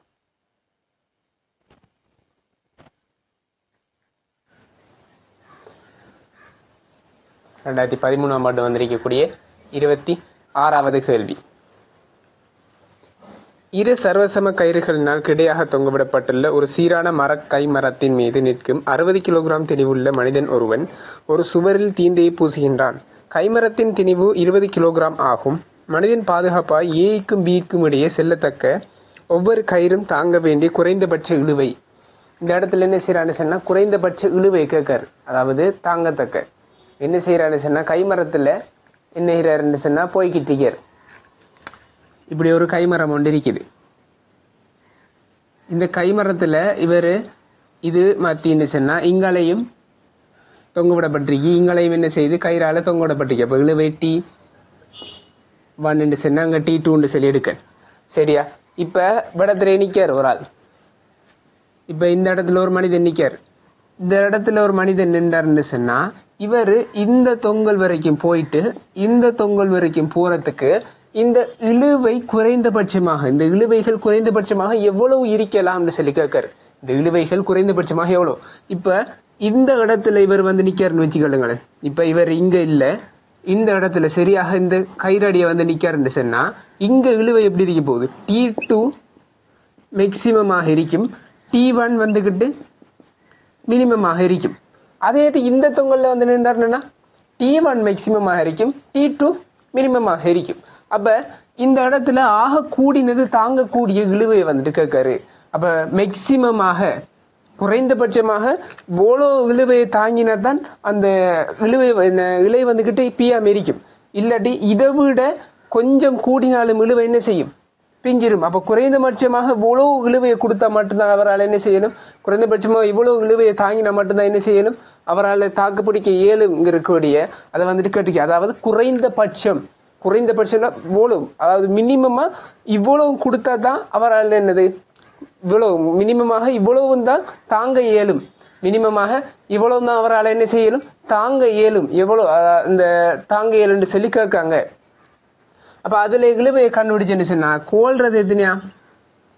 கோல்றது சொல்லிக்காரு 20 கிலோகிராமாம். அப்ப நம்ம கேட்கப்பட்ட கேள்வி உங்களுக்கு தெளிவா வழங்கியிருக்கணும். இந்த இடத்துல வந்து என்னன்னா T2 மேக்சிமமாக இருக்க போகுது, அதே மாதிரி T1 மினிமமாக இருக்க போகுது. அப்ப T2 மேக்சிமம் சொன்னா அவரால் அந்த இழுவை அந்த எவ்வளவு இழுவையை வந்துக்கிட்டு தான் குறைந்தபட்ச இழுவை மினிமமாக எவ்வளவு வந்துக்கிட்டு தாங்கும், இந்த இலை வந்துக்கிட்டு மினிமமாக எவ்வளவு தாங்கக்கூடியது, இதுல வந்துக்கிட்டு குறைவா தான் இருக்கும். அப்ப இதுல தான் ஆகக்கூடிய இருக்கும். அப்ப ஆகக்கூடிய அதாவது குறைந்தபட்சமாக இவ்வளவு இருந்தா மட்டும்தான் அது தாங்கும்னு சொல்லி ஒரு பெருமானம் இருக்கு தானே, அந்த பெருமானத்தான் கேட்காரு. அப்ப இதுல வந்துக்கிட்டு 20 கிலோகிராம்னா 20 நியூட்டன்.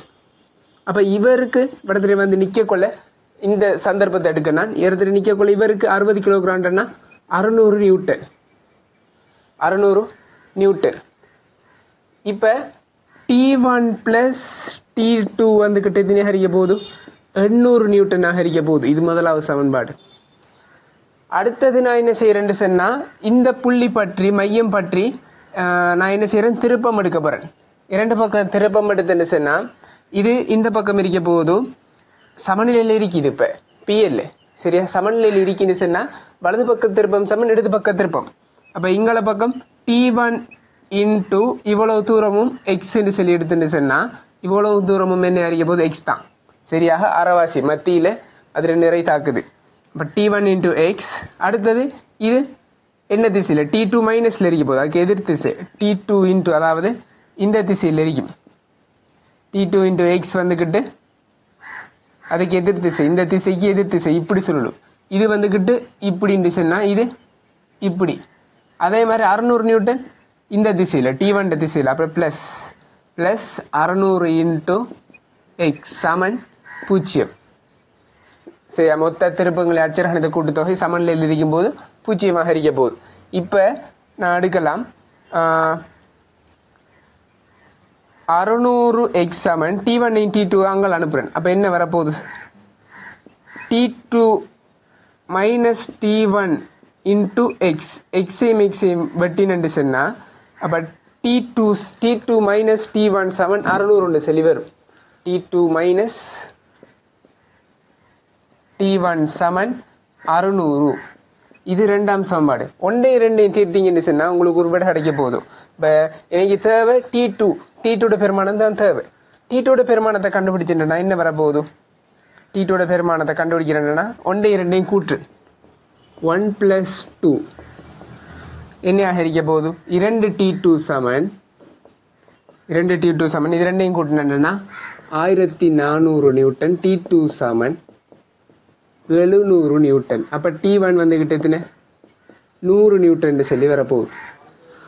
அப்போ இந்த இடத்துல குறைந்தபட்சமாக தாக்குறேன்னு சொன்னால் 700 நியூட்டன் இருக்கணும். 700 நியூட்டன் விசை வந்துக்கிட்டு தாங்கக்கூடிய மாதிரி இந்த இதில் இருக்கணும். குறைந்தபட்சமாக 700 நியூட்டனை தாங்கக்கூடிய மாதிரி இருக்கணும். இப்போ 100 நியூட்டனை தான் தாங்குன்னா இந்த இடத்துல வரக்கொள்ள 700 நியூட்டன் அரிக்கணும். 700 நியூட்டன் விசை வந்துக்கிட்டு தாக்க போகுது இழுவை.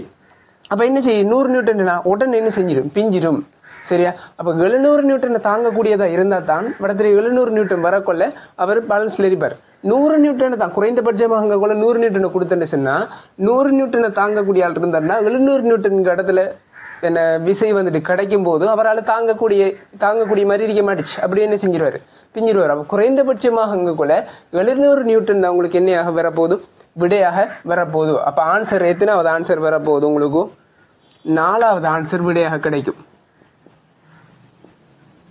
அப்போ சொன்ன விஷயம் தெளிவாக வழங்கியிருக்குன்னு நினைக்கிறேன். அவர் இந்த பக்கமிலிருந்து இந்த பக்கம் வரைக்கும் நடந்துட்டு போகிறதுக்கு, அங்கால பக்கம் இருந்து இங்கால பக்கம் போகிறது. இந்த பக்கம் போனாருன்னா இந்த இடத்துல மேக்சிமமாக இருக்க போகுது இழுவை. இந்த பக்கம் போனாருன்னு சொன்னால் இந்த இடத்துல மேக்சிமமாக எந்த இலைக்கு பக்கத்தில் போகிறாரோ அதில் இலையில என்ன தாக்கக்கூடிய விசை வந்துட்டு என்னது? பெரிய அவ்வளவு விசையாக இருக்க போகுது. சரியா? அப்போ நான் ஒரு சந்தர்ப்பத்தை இங்களை வச்சு எடுத்துருக்கலாம், இல்லாட்டி இங்களை வச்சு எடுத்துருக்கலாம். இங்களை வச்சு நான் எடுத்திருக்கேன். எது நான் ஒரு சந்தர்ப்பத்தை வச்சு எடுக்கலாம். அந்த அடிப்படையில் என்ன செஞ்சிருக்கேன்? மேல் நோக்கி கீழ் நோக்கி விசைகளை சமப்படுத்திருக்கேன். அடுத்தது திருப்பங்களை சமநிலையில் இருக்கும்போது திருப்பங்களின் அச்சரகணித கூட்டுத்தொகை 0க்கு சமன். அந்த 2 சமன்பாடுகளையும் வச்சு தீர்த்து விசைகள பருமன் இடத்துல நிற்கக்குள்ள விசைகள பருமன்களை கண்டுபிடிச்சிக்கேன். அதில் குறைந்தபட்சமாக தாக்குகின்ற குறைந்தபட்சமாக என்று சொல்லக்குள்ள என்ன விஷயம்? குறைந்தபட்சமாக என்று சொல்லக்குள்ள ஆக குறைந்ததாக, அதாவது இவ்வளவு விசையை தாங்கக்கூடியதாக 700 நியூட்டன், அதாவது வடத்தில் இருக்கக்குள்ள 700 நியூட்டன் விசை வந்துட்டு கிடைக்க போகுது இலையில. அந்த 700 நியூட்டன் இருக்கக்குள்ள 100 நியூட்டன் தான் வடத்தில் தாக்குதுண்டா. 100 நியூட்டன் தான் தாங்கக்கூடிய இருந்துச்சுன்னா என்ன செய்யும்? 700 நியூட்டன் பெரிதுங்கிறதால 700 நியூட்டன் 100 நியூட்டனோட பெரிதுங்கிறதால அருந்து விழுந்துடும். அதே இது 700 நியூட்டன் தாங்கக்கூடிய மாதிரி இருக்குது. 700 நியூட்டன் விசை தான் வந்துட்டு இந்த இடத்துலையும் கிடைக்குது. அப்போ என்னது? பேலன்ஸில் நிற்கும். அப்போ குறைந்தபட்சமாக 700 நியூட்டன் விசை இருந்தால் தான் என்ன செய்யும்? அந்த இடத்துல இலை அறாமல் இருக்கும். சரியா? அப்போ இந்த கேள்வி தெளிவாக வழங்கியிருக்கேன் நான் இருக்கேன். அடுத்தது 27வது கேள்விக்கு போகிறேன். 27வது கேள்வி.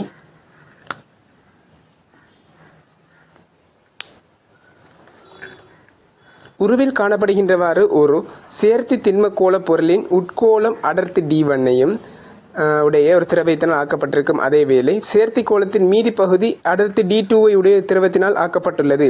உட்கோளத்தின் ஆரை ஆறும் சேர்த்தி கோளத்தின் ஆரை R2வும் ஆகும். சேர்த்தி கோளம் அடர்த்தி D3ஐ உடைய ஒரு திரவத்தின் முற்றாக அமிழ்ந்து மிதக்கும் எனின் ஒரு தொடர்பு ஒன்று கேட்டிருக்காங்க. என்ன விஷயம் என்று சொன்னால், ஒரு கோலம் ஒன்று இருக்குது. இது ஒரு கோலம். இப்போ இந்த கேள்வியை பார்த்தீங்கன்னு சொன்னால் 27வது கேள்வியை பார்த்தீங்கன்னு சொன்னால் இப்படியான ஒரு படம் ஒன்று தரப்பட்டிருக்குது. சரியா? அதாவது என்னென்னு சொன்னால் இது D2 அடர்த்தியுடையதான். D2 அடர்த்தியுடையது R2 ஆரையும் D1 அடர்த்தியுடைய திரவத்தினால R1 ஆரையும் உடையது. ஒரு D3 அடர்த்தியுடைய ஒரு திரவத்துக்குள்ள என்ன செய்யறாங்க, முற்றாக அமிழ்ந்து மிதக்குதுன்னு சொல்றாங்க. நமக்கு தெரியும் அமிழ்ந்து மிதந்துச்சுன்னு சொன்னா அதுல என்னது மேலுதை போட்டு தாக்க போகுது. இதுல நிறைய வந்துகிட்டு mgன்னு சொல்லி எடுத்திருக்கேன். அப்ப ஒரு பொருள் முற்றாக அமிழ்ந்து மிதந்துச்சுன்னு சொன்னா U சமன் mg ஆக இருக்க போகுது. சரியா? அப்ப இந்த அடிப்படையில நான் அடுத்து சொன்னா இந்த கேள்விக்கான இன்னைக்கு விட கிடைக்கும்.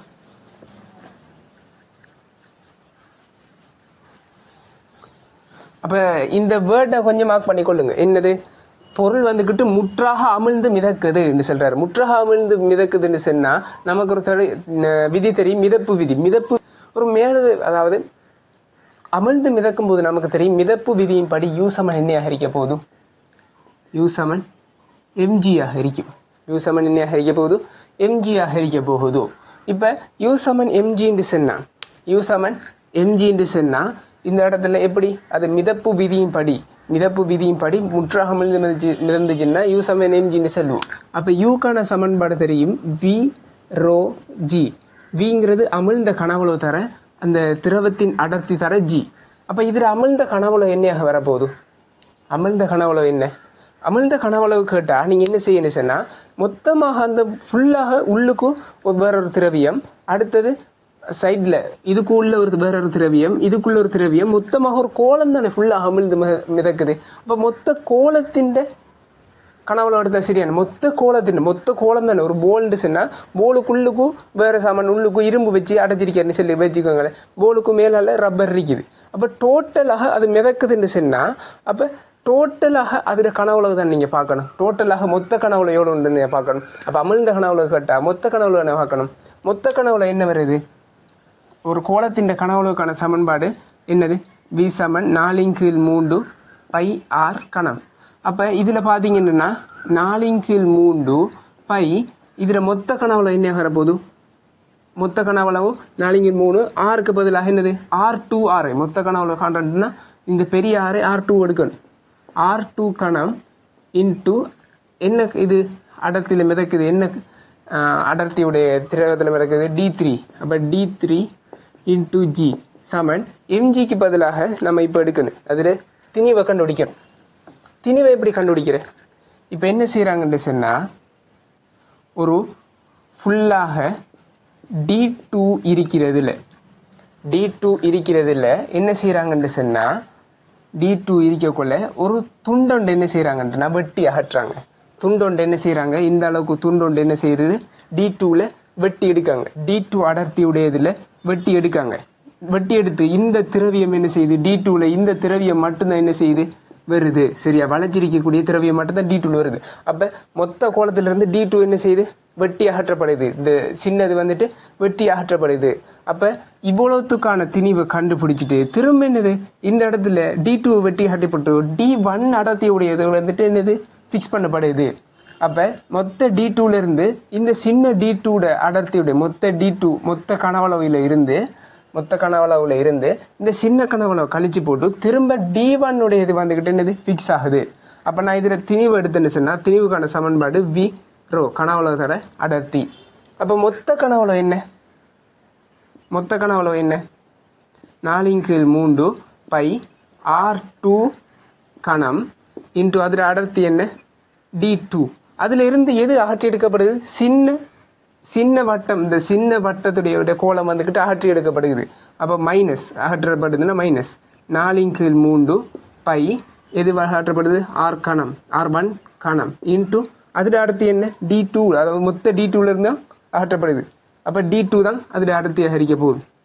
அப்போ இப்போ இந்த துண்டு மட்டும் எனக்கு என்னது வந்துட்டு. இப்போ இந்த இடத்துக்கு என்ன செய்கிறாங்க, D2 அகற்றி போட்டு D1ங்கிற ஒரு திரவியத்தை கொண்டு வைக்காக இதுக்குள்ளே திரும்ப D1ங்கிறத உள்ளுக்கு வந்துட்டு ஃபிக்ஸ் பண்ணுறாங்க. அப்போ என்ன செய்ய போகுது, நான் திரும்ப D1 வந்துட்டு எக்ஸ்ட்ரா சேக்கண்டுன்னா எட் பண்ணணும். எக்ஸ்ட்ரா வந்துட்டு சேக்கண்டுன்னா எட் பண்ணணும். அப்போ சேர்த்துட்டு 4/3 π என்ன R1 கணம் இன்ட்டு என்ன அடர்த்தியை வந்துட்டு சேக்கண்ட் D1.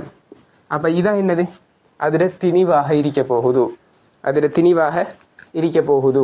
அப்போ எழுதிக்கிறது தெளிவாக வழங்கியிருக்குன்னு நினைக்கிறேன். அப்போ இதிலேருந்து என்ன செய்யலாம், 4/3 பையை எல்லாத்துலேயும் பொதுவாக எடுக்கலாம். அப்போ நான் இதில் 4/3 பையை பொதுவாக எடுத்து எழுதினேன்னு சொன்னால் எல்லாத்துல இருந்தும் என்ன வரப்போகுது, இதில் R2 கணம் இன்ட்டு D2 மைனஸ் R1 கணம் இன்ட்டு D2 ப்ளஸ் இதில் R1 கணம் இன்ட்டு D1 இப்படி வரப்போகுது. இப்போ இங்கே இங்கால mg தானே, m மட்டும் இது அப்போ m மட்டும்தான் இது கண்டிருக்கேன். அப்போ இங்கால ஒரு g ஒன்று இருக்க போகுது. g வெட்டுற 4/3 பை 4/3 பையை வெட்டின்னு சொன்னால் இன்னைக்கு கடைசி ஆன்சர் எனக்கு கிடைக்க போகுது. என்னென்னு சொன்னால் கடைசி ஆன்சராக கிடைக்க போகிறது என்னென்னு சொன்னால் R2 கணம் இன்ட்டு D3 சமன் R2 கணம் இன்ட்டு D2 ப்ளஸ் R1 ப்ளஸ்ங்களை எழுதினு சொன்னால் கணம் இன்ட்டு D1 மைனஸ் R1 கணம் இன்ட்டு D2. இது ஆன்சரில் எங்கே இருக்குன்னு சொல்லி பாருங்கள். இது ஆன்சர். இதெல்லாம் சுருக்கள் தான். மெயின் ஐடியா என்ன, மெயின் ஐடியா மிதக்குதுன்னா யூ சமன் எம்ஜிக்கு என்ன செஞ்சிருக்கேன், யூ சமன் எம்ஜிக்கு மொத்த அதில் கனவுளை எடுத்து அதுக்கான அடர்த்தியை கொண்டு போய் போட்டு இருக்கேன். எம்மை கண்டுபிடிச்சிக்க எப்படி, மொத்த D2லேருந்து அந்த D2 அகற்றி எடுக்கப்பட்டு திரும்ப D1 அடர்த்தியோட இது வந்துட்டு ஃபிக்ஸ் பண்ணப்பட்டிருக்கு. அதை வச்சு அதில் திணிவு கண்டுபிடிச்சி அதில் போட்ட உடனே இன்னைக்கு ஆன்சர் கிடைக்கிது. ஆன்சர் எத்தனாவது வருது, முதலாவது ஆன்சர் உங்களுக்கு தெளிவான ஆன்சராக இருக்க போகுது. ஆன்சர் வந்துக்கிட்டு 1 27வது கேள்விக்கு ஆன்சர் 1 இருக்கும். அப்போ தியரியை தெளிவாக வழங்கிக் கொள்ளுங்க. என்ன தியரி உள்ளுக்கு எடுத்து வச்சு செஞ்சு இருக்காங்கன்னு சொல்லி அந்த தியரியை தெளிவாக வழங்கிக் கொள்ளுங்க. அதுதான் ஆக முக்கியமாக இருக்க போதும். மற்றபடிக்கு மற்ற விஷயங்கள் மற்ற சுருக்கள் தான் இருக்குது. தியரி தான் முக்கியம். அடுத்த கேள்விகள் எடுக்க போகிறதாலும் இந்த தியரியை வச்சு தான் அடுத்த கேள்விகள் உருவாக்கப்பட போகுது. சரியா? இப்போ அடுத்த கேள்விக்கு நம்ம போகலாம். அடுத்த கேள்வி உங்களுக்கு வந்திருக்கிற மெக்கானிக்ஸில் வந்திருக்கக்கூடிய கேள்வி 43வது கேள்வி. 43வது கேள்வி இதை வந்துட்டு நோட் பண்ணிக்கொள்ளுங்க.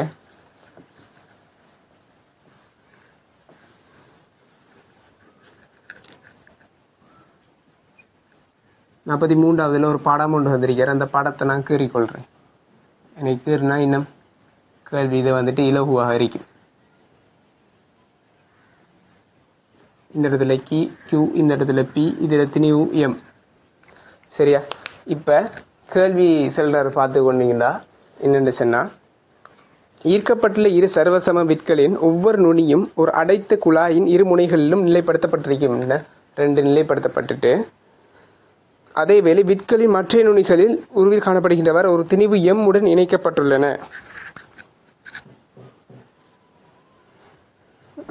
தொகுதியின் பின்வரும் எந்த இயக்கம் அல்லது இயக்கங்களின் மூலம் திணிவு M-ற்கு குழாயின் மையத்திலிருந்து P-ஐ நோக்கி இடப்பெயர்ச்சி வழங்கப்படும். இந்த M வந்துக்கிட்டு P-ஐ நோக்கி இடம்பெயர்றது. இந்த M வந்துக்கிட்டு P-ஐ நோக்கி இடம்பெயர், அதாவது இந்த பக்கம் நெருக்கப்படுறது, இந்த பக்கம் நெருக்கப்பட்டு போகும். எந்த சந்தர்ப்பத்தில் சொல்லி கேட்காங்க. அதில் 3 கூற்றுக்கள் தரப்பட்டிருக்கி. முதலாவது ஏ கூற்றை வாசிப்போம். ஏ கூற்றை வாசிச்சிங்கன்னா, குழாயை கிடையாக வைத்துக்கொண்டு PQவின் திசையில் குழாயின் சீரான ஆர்முடுகள், குழாயை வந்துட்டு கிடையாக வச்சுட்டு PQவின் திசை, PQட திசை எப்படி இருக்கு, PQ. அப்போ இந்த திசையில் ஒரு ஆர்முடுகள் கொடுக்கப்பட்டா இந்த M வந்துக்கிட்டு இந்த திசையில் வந்துக்கிட்டு இடப்பெயர்ச்சி அடைன்னு சொல்றாரு. இந்த இதில் திசையில் இடப்பெயர்ச்சி அடைன்னு சொல்றாரு. நமக்கு தெரியும் இப்படின்னு என்னது, இப்படின்ற ஒரு திணிவை வந்துக்கிட்டு வச்சுட்டு இருந்து 2 விச்சுருள்களுக்கு இடையில வந்துட்டு இணைக்கப்பட்டு இருந்துச்சுன்னு சொன்னால் நம்மளால செல்லையிலும் இந்த இடத்துல ஒரு ஆர்முடுகள் கொடுக்கப்பட்டா என்ன நடக்குன்னு சொன்னால் ஒரு SHM நடக்கும். இது என்ன செய்யுது, ஆர்முடுகள் கொடுக்கப்பட்டா இது இந்த பக்கம் போயிட்டு திரும்ப என்ன செய்யும், இந்த பக்கம் இப்படி ஒரு SHM நடக்கும். SHM நடக்கும். ஏன்னு சொன்னால் ஆர்முடுகள் கொடுக்கப்படக்குள்ள A நேர்விகித சமன் -x, SHத்தின் அடிப்படையில் A நேர்விகித சமன் என்னது -xன்னு சரி. அப்போ இந்த அடிப்படையில் என்ன செய்யுன்னு சொன்னால், இது என்ன செய்யுன்னு சொன்னால் இங்கள பக்கம் ஒரு ஆர்முடுகள் கொடுக்கும் போது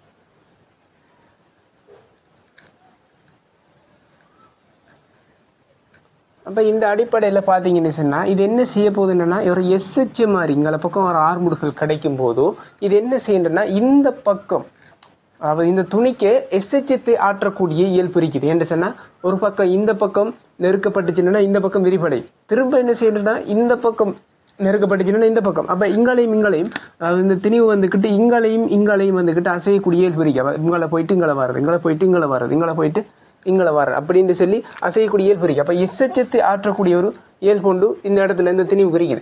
அப்போ இந்த பக்கம் ஆர்முடுகள் கொடுக்கப்பட்டால் அதோட இடப்பெயர்ச்சி எந்த பக்கம் இருக்குன்னு சொன்னா இந்த பக்கம் இருக்கும். அப்போ இந்த பக்கம் ஆர்முடுகள் இருந்ததுன்னா ஏ பிளஸ்ன்னு சொன்னா இந்த பக்கம் ஏ பிளஸ் எடுத்தனா அப்போ இடப்பெயர்ச்சி எந்த பக்கம் இருக்கும் எக்ஸ் இந்த திசையில தான் மைனஸ் எக்ஸ் தானே நேர் வீத சமன் மைனஸ் எக்ஸ் அடிப்படையில் எக்ஸ் வந்துக்கிட்டு ஏ இந்த திசையில் எடுக்கப்பட்டா எக்ஸ் எந்த திசையில் இருக்க போதும் அதுக்கு எதிர் திசையில் இப்படின்னு எக்ஸ் இருக்க போகுது. அப்போ அவர் சொன்னது என்னது சரியாகத்தான் இருக்க போதும் சீரான ஆர்முடுகளின் போதும் இது வந்துக்கிட்டு இந்த திசையில் அசையும் பி நோக்கி அசையுது. அப்போ ஏ கூற்று சரி. பி கூற்று பார்ப்போம். குழாய் ஒரு கிடைத்தளத்தை வைத்துக்கொண்டு கியூனூடாக செல்லும் ஒரு நிலைக்குத்து அச்சு பற்றி சுழற்சி அதாவது குழாயை கிடையாக வச்சுட்டு கியூ ஒரு அச்சை பற்றி என்ன செய்கிறாங்க ஒரு சுழற்சி கியூவை வச்சுட்டு வந்துட்டு என்னது சுழல போகுது. இப்போ கியூவை வச்சு சுழண்டுச்சுன்னா ஆர்முடுகள் இப்போ எப்படி இருக்க போகுது இப்பயும் கியூவை நோக்கி தான் இருக்கு. என்னடா மையம் இப்போ இது என்னது இதான் மையம். இந்த மையத்தை நோக்கி தான் என்ன இருக்கும் ஆர்முடுகள் இருக்கும். மையத்தை நோக்கி ஆர்முடுகள் இருந்துச்சுன்னு சொன்னால் இடப்பெயர்ச்சி எப்படி இருக்கும் இந்த திசையில் தான் இருக்கும். அப்போ பி இது சரியான கூற்று. அவர் கேட்டிருக்கிற என்னது பியை நோக்கி தான் இடப்பெயர்ச்சி நிற்கணும். அப்படின்னா ஏ இந்த பக்கம் இருந்தால் தான் பியை நோக்கி இடப்பெயர்ச்சி இருக்கும். அப்போ முதலாவதுலையும் சரி இரண்டாவதுலையும் சரி. மூன்றாவது குற்றம் பார்ப்போம். பிக்கு கீழே கியூவை வைத்துக்கொண்டு ஈர்ப்பின் கீழ் குழாய் நிலைக்குத்து இயக்கம். பிக்கு கீழே கியூவை வைத்துக்கொண்டு என்ன செய்யறான்னு சொன்னா இப்படி பிக்கு கீழே கியூவை வைத்துக்கொண்டு நிலைக்குத்து இயக்கம் ஈர்ப்பின் கீழ் நிலைக்குத்து அதாவது ஜி ஆர்முடுகளில் இயங்க கோல என்ன நடக்குதுன்னு சொல்லி பார்ப்போம். இப்போ இதில் என்னது நிறைவிசை எம்ஜி இருக்க போகுது. நிறைவிசை எம்ஜி இருந்துச்சுன்னு சொன்னால் இப்போ இது என்ன செய்ய போகுது நிறைவிசை காரணமாக இது நெருங்க போகுது. நெருங்கினுச்சுன்னு சொன்னால் நெருக்கம் அடையும் போது இதில் தாக்குகின்ற இழுவை எப்படியாக இருக்க போகுது இருக்கும். ஒரு பொருள் வந்துக்கிட்டு இப்படின்ட்டு நெருக்கப்பட்டுச்சுன்னு சொன்னால் இதில் இப்படி ஒரு விசை கொடுக்கப்பட்டா பொருள் வந்துக்கிட்டு திணிவு வந்துக்கிட்டு இலைக்கு இப்படி ஒரு நெருக்க கொடுத்தா இலை என்ன செய்யும் திணிவுக்கும் மற்ற பக்கம் இப்படி ஒரு இழுவையை கொடுக்க போகுது. இப்படி ஒரு இழுவிசை அதாவது தள்ளுகை விசையை கொடுக்க போகுது. அப்போ இதில் என்னது டி இப்படின்ட்டு மேல் நோக்கி ஒரு தள்ளுகை விசை ஒன்று கொடுக்கும். அடுத்தது இது தொங்குறதால அதை வந்துட்டு தெளிவாக நான் கீறேன்னு சொன்னால் இப்படி கீறேன் ஒன்று என்ன செய்ய போகுது இலை வந்துக்கிட்டு விரிவடைஞ்சும் மற்ற இலை வந்துக்கிட்டு என்னது நெருங்கி இருக்கிறது என்னது செய்யும் தள்ளு விசையை கொடுக்கும். என்னது லூஸாக இருக்கிற இலை என்னது இழுவிசையை கொடுக்க போகுது டி சரியா. இதில் T1 சொல்லி எடுக்கன் இதில் T2 சொல்லி எடுக்கன். இப்போ ஏற்கனவே என்னது இதில் நிறைய ஒன்று தாக்க போகுது. இப்போ நிறைய ஒன்று தாக்கினுச்சுன்னு சொன்னால் இப்போ நான் என்ன செய்கிறேன் கீழ் நோக்கி இயங்கக்குள்ள F=ma யூஸ் பண்ணுறேன். என்ன நடக்குதுன்னு பார்ப்போம்.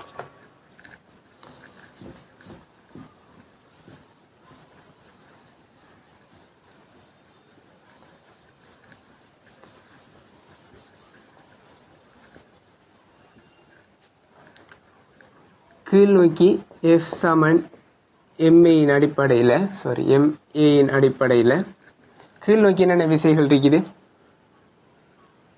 கீழ் நோக்கி T2 + mg - T1 சமன் m இன்ட்டு ஏக்கு பதிலாக என்ன ஆர்முடுகளில் போகுது? ஜி ஆர்முடுகளில்.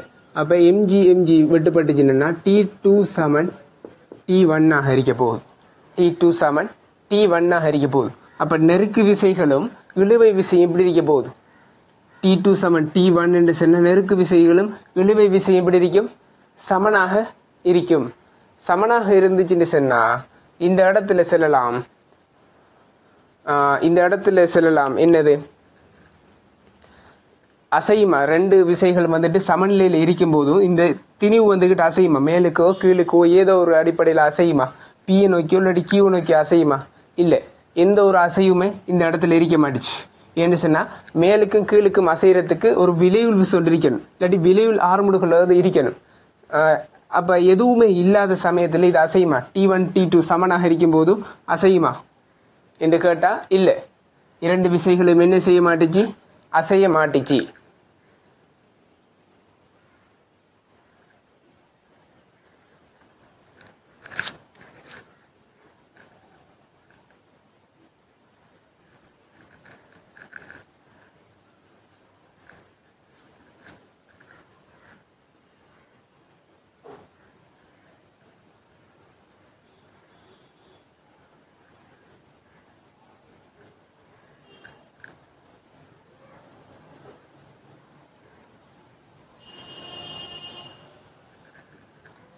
அப்போ அசையலாட்டி என்ன நடக்கும்?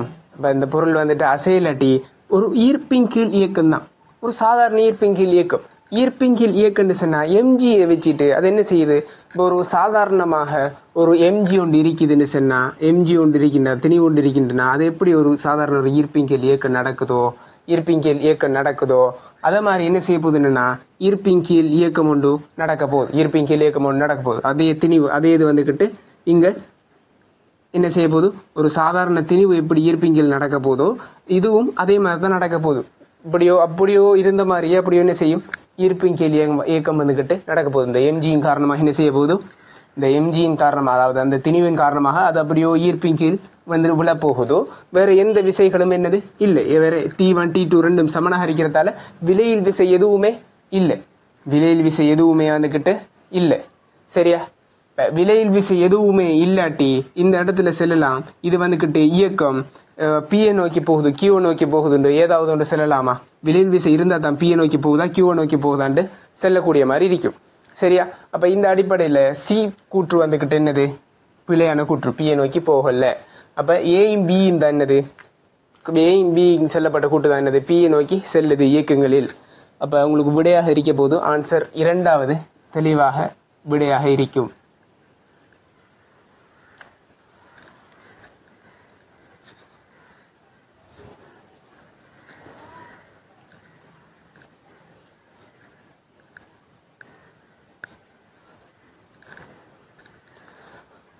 அடுத்த கேள்வியை பாருங்க. 44வது கேள்வி. 44வது கேள்வியை பார்த்தீங்கன்னு சொன்னா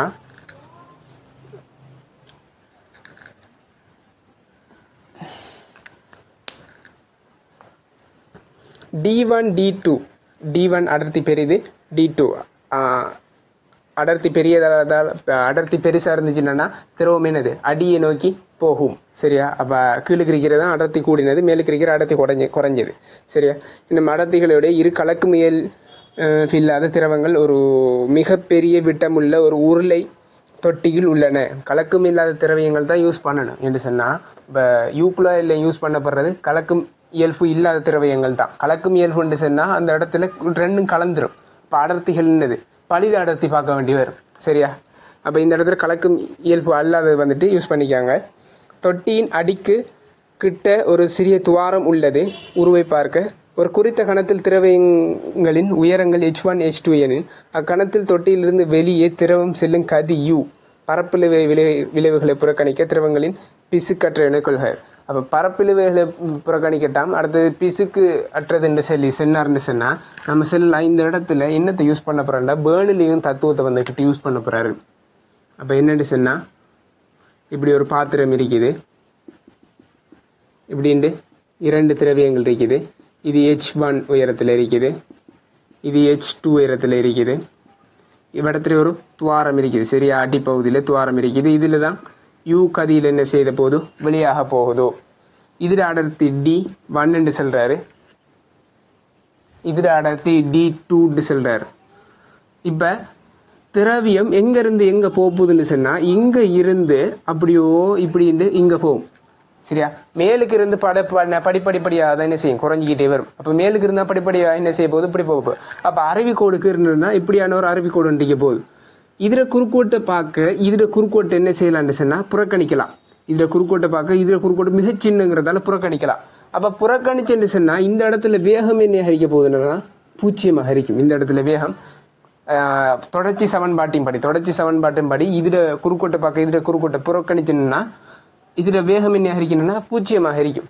இப்போ இதில் வேகம் 0ன்னு சொன்னால் இந்த இடத்துல ஒரு அழுத்த சக்தி இதை வந்துக்கிட்டு இந்த பாயிண்ட்டை 0 பாயிண்ட் லெவலாக எடுத்துன்னு சொன்னால் அழுத்த சக்தி உண்டு, ஓரளவு கனவுக்கான அழுத்த சக்தி ஒன்று இருக்க போகுது.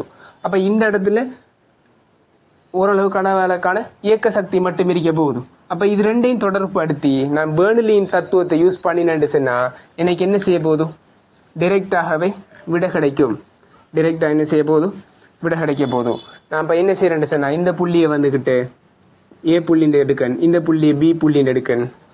A to Bக்கு வந்துக்கிட்டு பேர்னிலியின் தத்துவம் யூஸ் பண்ணேன்னு சொன்னால் முதலாவது இங்கே ஓரளவு கனவுக்கான அழுத்த சக்தி இருக்க போதும். என்ன இருக்க போதும், அழுத்த சக்தி மொத்த உயரம் H என்று சொல்லி எடுக்கலாம். இதுக்கு ஒரு அழுத்த சக்தி இருக்க போதும். என்னது அழுத்த சக்திக்கான சமன்பாடு எப்படி, H ρ G. மொத்த உயரம் Hன்னு சொன்னா அதில் அடர்த்தி ரோன்னு சொன்னா அப்போ H ρ Gன்னு சொல்லி போடலாம். இல்லை உங்களுக்கு என்னது படையாக தான் தெரிய போகுது. அப்போ இதில் அழுத்த சக்தி ப்ளஸ் இதில் அழுத்த சக்தி ரெண்டையும் கூட்டணும்.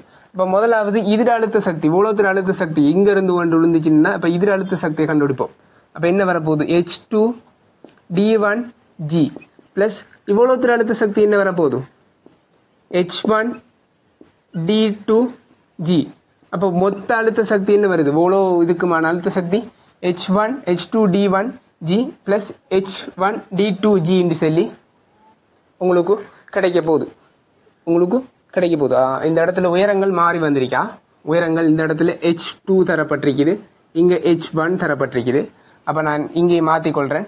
இங்கே H1 D1, இங்கே H2 D2. அப்போ பார்த்தீங்கன்னா இவ்வளோ அழுத்த சக்தி H1 D1 G, அடுத்தது இவ்வளோ H2 D2 G. அப்போ மொத்தமாக கேட்டால் இது ரெண்டையும் தனித்தனி இது ரெண்டையும் கண்டு கொடுத்துருக்கேன். ஓரளவு கனவுளவுக்கான அழுத்த சக்தி இங்கே, ஓரளவு கனவுளவுக்கான இயக்க சக்தி இல்லை, வேகம் 0. அப்போ இந்த இடத்துல half rho V half rho U scat. இந்த இடத்துல அமுக்கம் ஒன்று இருக்குது. அமுக்கம் பார்த்தீங்கன்னா இந்த இடத்துல எண்ணெயாக இருக்க போகுது, சரியாக வெளியேற பாயிண்ட்ல எண்ணெயாக இருக்க போகுது. சரியாக அந்த வாயடியை சரியா அந்த ஒரு துளை ஒன்று விட்டிங்கன்னா அந்த துளையடியை சரியாக வாயிட வெளியேற பாயிண்ட்ல எடுக்க போறீங்க. அந்த பாயிண்ட்ல என்ன இருக்க போகுதுன்னு சொன்னால் வளிமண்டல அமுக்கம் சரியா வலியோட திறந்திருக்கும். அப்போ வலியோட திறந்திருக்கிறதா வளிமண்டல அமுக்கம் இருக்க போகுது பை. அப்போ இங்கேயும் என்ன இருக்க போதும், இந்த இடத்துல என்ன இருக்கும், வளிமண்டல அமுக்கம் பை இதுதான் இருக்க போதும். அப்போ என்னது இங்கேயும் நான் பையை சேர்த்துன்னு சொன்னா இது என்ன செய்யுது, இரண்டும் போயிடுது. போனிச்சுன்னு சொன்னா இப்போ என்ன செய்யலாம், சாரி இந்த இடத்துல ரோ வராது. இதில் அடர்த்தி என்ன வரப்போகுதுன்னு சொன்னா இந்த இடத்துல சின்ன மிஸ்டேக் ஒன்று நடந்திருக்கு. இந்த அடர்த்தி ஹாஃப் நம்ம ஓரளவு கனவளவுக்கான இயக்க சக்தி எப்படி பார்ப்போம், ஹாஃப் ரோ வி ஸ்கேட். இந்த இடத்துல ரோங்கிறது என்னன்னு சொன்னால் இந்த இடத்துல என்ன திரவம் வந்துக்கிட்டு வெளியாக போகுது, இந்த இடத்துல என்ன திரவம் வந்துக்கிட்டு வெளியாக போகுது, அதாவது எந்த திரவத்தடியை வந்துக்கிட்டு யூஸ்கேட் வந்துக்கிட்டு கதி இருக்குது இந்த முதல் பாருங்க. இப்போ மொத்த திரவத்தோட அடர்த்தி ரோன்னு சொன்னால் பிரச்சனை இல்லை, ரோ வி ஸ்கேட் யூஸ் பண்ணலாம். இப்போ இந்த துளை எந்த பகுதிக்குள்ளே இருக்குதுங்கிறத முதல் பாருங்க. D1 அடர்த்தி உடையக்குள்ளே இருக்குது, D1 அடர்த்தியுடையதுக்குள்ள இருக்குது. அப்போ D1 அடர்த்தியுடையதுக்குள்ள இருந்துச்சுன்னு சொன்னால் இந்த இடத்துல D1 நீங்கள் போட்டிங்கன்னா சரி, D1 யூஸ் கேட்ன்ற சொல்லி போட்டிங்கன்னா சரி. இப்போ ஏன் இந்த இடத்துல D1 இடத்துல போட்டுன்னு சொன்னால் முதலாவது இறங்க போகிறது இங்கேருந்து பார்த்தீங்கன்னா D1 தான் என்ன செய்யும், இங்கேருந்து இறங்கும். இங்கேருந்து என்ன செய்ய போகுது, ஆனால் இங்கே என்ன செய்ய போகுது, மட்டம் இவர் இறங்க இறங்க இறங்க இறங்க என்ன செய்ய போகுது, மட்டம் இங்கேருந்து குறைஞ்சிக்கிட்டு வரப்போகுது. நம்ம அருவிக்கோடு எடுக்கக்குள்ள எப்படி எடுப்போம், இங்கேருந்து தான் எடுப்போம். இங்கேருந்தோ இல்லாட்டி இங்கேருந்தோ எடுக்கிறல்ல. ஏன்னு தெரியுமா, இங்கேருந்து படிப்படியாக தானே மட்டம் குறைஞ்சிட்டு வரப்போகுது. இங்கேருந்து தானே படிப்படியாக மட்டம் குறைஞ்சிட்டு வரப்போகுது. ஆனால் இறங்க போகிறது முதலாவது இறங்க போகிறது யார், இந்த H1 வரமுடிய இந்த திரவம் தானே முதலாவது இறங்க போகுது. இந்த திரவம் தான் முதலாவது இறங்குறதால அப்போ நான் என்ன செய்கிறேன், இந்த இடத்துல முதலாவது இறங்குறதால இவருக்கு தான் நான் என்ன செய்கிறேன், half D1 யூஸ் கேட்னு போடுறேன். இவர் வந்துட்டு இறங்குறாருன்னு சொன்னால் நான் half D2 யூஸ் கேட்னு சொல்லி போட்டிருப்பேன். அப்போ தெளிவாக விளங்கி வச்சுக்கொள்ளுங்க, இந்த மட்டத்தில் இருந்து அருவிக்கோடு எடுக்கிறதுக்கு காரணம் ஒவ்வொரு படப்படையாக தான் என்ன செய்ய போகுது, இறங்கிட்டு வரப்போகுது. அப்போ இங்கேருந்து தான் படப்படையாக குறைஞ்சிக்கிட்டு வரப்போ, அப்போ இங்கேருந்து தான் நான் அருவிக்கோடு எடுக்கணும். ஆனால் முதலாவது இறங்க போகிற திரவம் என்னது, இந்த D1 அடர்த்தி உடையது. அப்போ D1 அடர்த்தி உடையது முதலாவது இறங்க போகுதுன்னு சொன்னால் அந்த இடத்துல ஓரளவுக்கான இயக்க சக்தி, ஓரளவு கனவளவுக்கான இயக்க சக்தி போடக்குள்ள அந்த இயக்க சக்தி எங்கே இருக்குது, இருந்து ஆரம்பிக்குது, இந்த D1ங்கிற அடர்த்தி உடையதுலேருந்து ஆரம்பிக்குது. அப்போ அந்த அடர்த்தியை தான் நான் என்ன செய்ய போட போகிறேன், D1 அந்த அடர்த்தியை தான் என்ன செய்ய போகிறேன், இந்த இடத்துல போட போகிறேன். D2க்குள்ள இடத்துல துளை இருந்துச்சுன்னா நான் போட போகிறது D2 சொல்லி போடுவேன். அப்போ D1க்குள்ள முதல்ல துளை இருந்ததால D1 போட்டிருக்கேன். சரியா, அப்போ இதை சுருக்கினு சொன்னால் என்ன வரப்போகுது, H1 D1G plus H2 D2G plus half D1 யூஸ் கேட். இப்போ இந்த பக்கம் half ரெண்டு அங்கே பெருக்கிட்டு D1 பிரிச்சேன்னா யூஸ் கேட் சமன் 2 into H1 D1 பிரிச்சேன்னா இங்கே D1 பெய்த்திரும், H1G ப்ளஸ் இங்கே H2 D2 கீழே D1G. அப்போ நீங்கள் இதுக்கு மொத்தமாக வர்க்கமூலம் எடுத்துட்டீங்கன்னா சரிதானே. அப்போ இந்த கோவைக்கு நீங்கள் மொத்தமாக ஜியை பொதுவாக எடுத்துட்டு வர்க்கமூலம் எடுத்துட்டா சரியானே. அப்போ U சமன் வர்க்கமூலத்துக்குள்ள 2G H1 plus H2 D2 இன்கிள் D1 என்று சொல்லி உங்களுக்கு ஆன்சர் கிடைக்கும். சரியா, அப்போ இதான் உங்களுக்கு என்னது ஆன்சராக இருக்க போகுது. அப்போ D2 இன்கிள் D1 என்று சொல்லி வரக்கூடிய ஆன்சர் H2ஓட D2 இன்கிள் D1. அப்போ ஆன்சர் எத்தனாவது, 5வது ஆன்சர் உங்களுக்கு தெளிவான விடையாக இருக்குது. ஆன்சர் 5வது தெளிவான விடையாக இருக்குது. அடுத்த கேள்விக்கு போவோம். அடுத்த கேள்விக்கு 48வது கேள்வி. 48வது கேள்வி.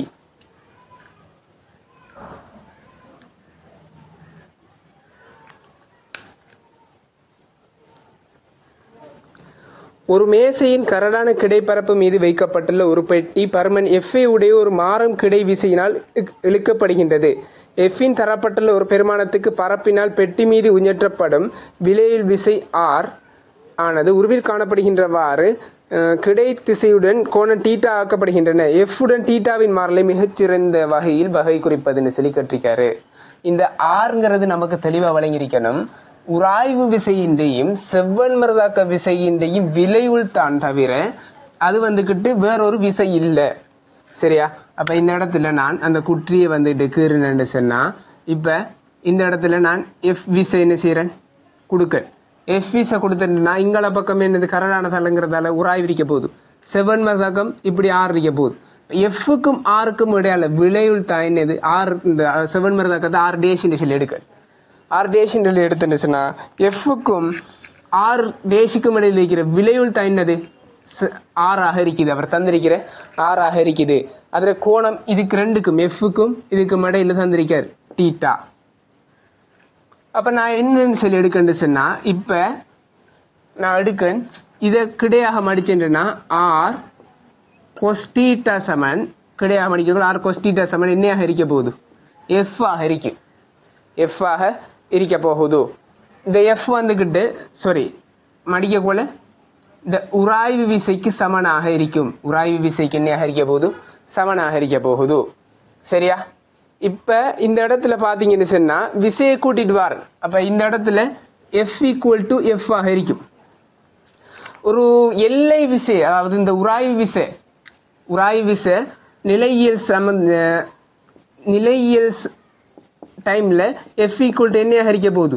எஃப் ஆக தான் இருக்கும். எவ்வளோ தான் எஃப் கொடுத்துக்கிட்டே வந்தாலும் என்ன செய்ய மாட்டுச்சு? இந்த எஃப் வந்துக்கிட்டு மாற மாட்டுச்சு.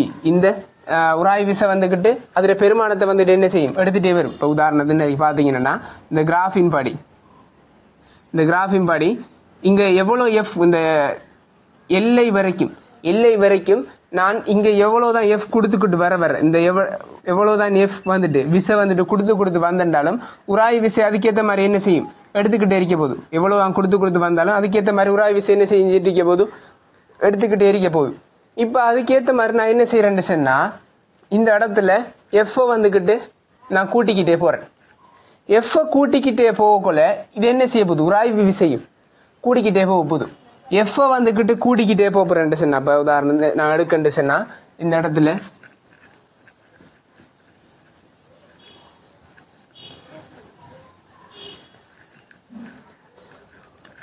இப்போ என்ன செய்யறேன்னு சொன்னா எஃப் ஈக்குவல் டு என்ன ஹரிக்க போகுது? இந்த இடத்துல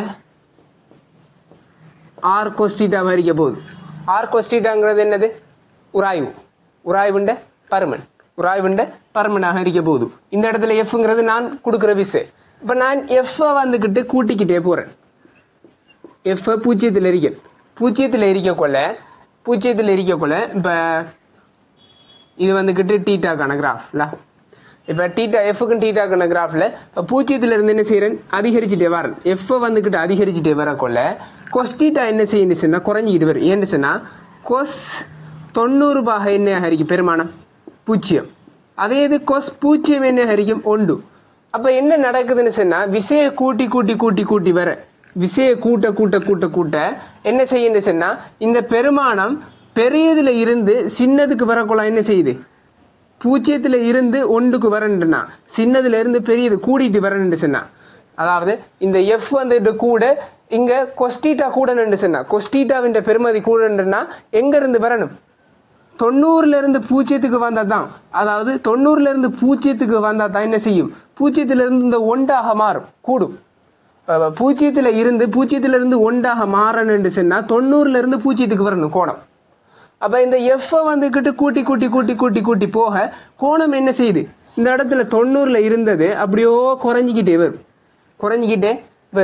குறைஞ்சிக்கிட்டு வந்து ஒரு கட்டத்தில் எஃப் லிமிட் அடைய போகுது.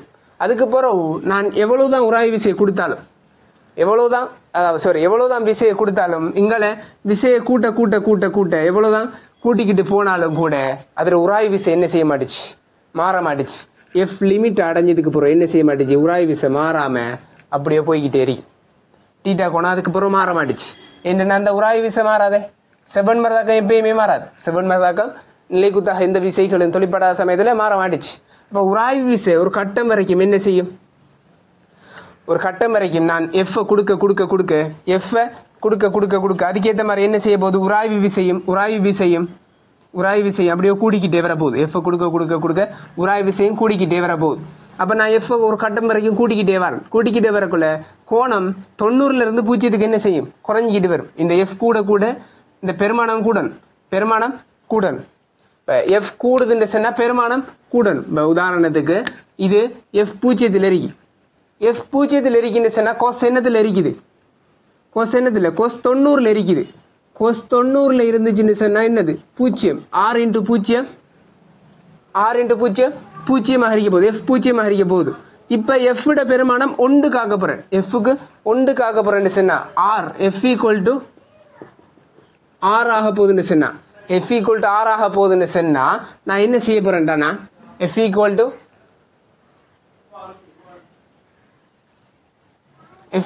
ஆர் ஆகன்னு சொன்னால் கொஸ் 0க்கு ஆக்கினு சொன்னா கொஸ் 0க்கு ஆக்கினா தான் எஃப் ஈக்குவல் டு ஆர் ஆக மாறும். அப்போ என்ன செய்கிறேன்? இங்கே 0ல இருந்து எஃப்ஐ வந்துக்கிட்டு அதிகரித்து வர கோணம் என்ன செய்யும்? 90ல இருந்து அப்படியோ குறைஞ்சிக்கிட்டே வரும். 90ல இருந்து குறைஞ்சிக்கிட்டே வரும். அது ஒரு கட்டம் வரைக்கும் தான். எந்த கட்டம் வரைக்கும் வரப்போதும்? எந்த கட்டம் வரைக்கும் வரப்போதும்? இந்த இடத்துல உராய்வு லிமிட், இந்த லிமிட் வரைக்கும் என்ன செய்ய போதும்? அப்படியோ குறைஞ்சிக்கிட்டு வரும்.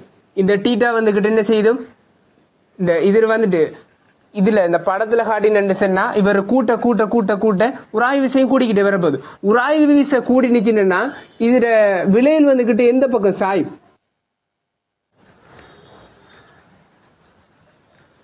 இப்போ இதில் என்ன நடக்குதுன்னு சொன்னால் அவங்களுக்கு தெளிவாக வழங்கியிருக்கும். இந்த இடத்துல எஃப் என்ன செய்யுது? உராய்வு விசை இதை கூட்ட கூட்ட கூட்ட கூட்ட என்ன செய்யுது? இது கூடிக்கிட்டே இருக்குது. அதாவது இங்கே நான் எஃப்ஐ வந்துக்கிட்டு கூட்டிக்கிட்டு வர வர வர வர உராய்வு விசை என்ன செய்யுது? கூடிக்கிட்டே வருது. உராய்வு விசை இங்கே கூடிக்கிட்டே வந்துச்சுன்னு சொன்னால் இங்கே ஒரு விசை, இங்கே இது வந்துட்டு மாறல, இது மாறல. உராய்வு விசை கூடிக்கிட்டே வரக்குள்ள விளைவில் என்ன செய்யும்? விலையில் இந்த கூறுற பக்கம் என்ன செய்யும்? வளைஞ்சிக்கிட்டே வரப்போகுது. அதாவது என்ன செய்ய போகுது? இந்த விசையும் பக்கம் என்ன செய்ய போகுது? அப்படியே சாஞ்சிக்கிட்டே வரும். இந்த விலையில் எங்களை பக்கம் பருமன் கூட கூட கூட என்ன செய்யும்? இதை நோக்கி தானே சாஞ்சிக்கிட்டு வரப்போகுது. இங்கே நோக்கி சாஞ்சிட்டு வரதால டீட்டா என்ன செய்ய போகுதோ அப்படியோ குறையும். டீட்டா இங்கே இருந்தது இவ்வளோ இருந்து இப்படி குறையும். அப்படியோ குறைஞ்சிட்டு வந்து ஒரு பருமன் ஒரு கட்டத்துக்கு பிறகு இந்த எல்லை வரை அந்ததுக்கு பிறகு என்ன செய்ய மாட்டுச்சு? உராய் மாற மாட்டுச்சு. அப்போ டீட்டா வந்துட்டு ஃபிக்ஸடாக ஒரு இடத்துல வந்து நின்றும். அதுக்கப்புறம் என்னது? எவ்வளோதான் விசையை வந்துட்டு கூட்டிக்கிட்டு போனாலும் என்ன செய்ய மாட்டுச்சு? உராய்வின் பருமன் வந்துட்டு மாற மாட்டுச்சு. அப்போ இங்கே எவ்வளோதான் விசையை கூட்டு போனாலும் என்ன செய்ய மாட்டுச்சு? டீட்டாவின் பருமன் மாறாது.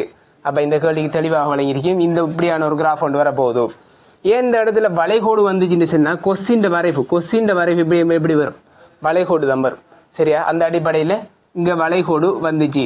சரியா? இப்போ இந்த உராய்விட மாறலுக்கு ஏற்பதான் இப்படி வருது. இந்த உராய்வை திருப்பி போட்ட மாதிரி, அது கோணத்துக்கு கேட்டால் இப்படி திருப்பி போட்ட மாதிரி.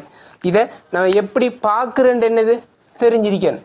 மெட்ஸ் ரீதியாக இப்படி வரப்போதும், இது படம் ரீதியாக இப்படி வரும். சரியா?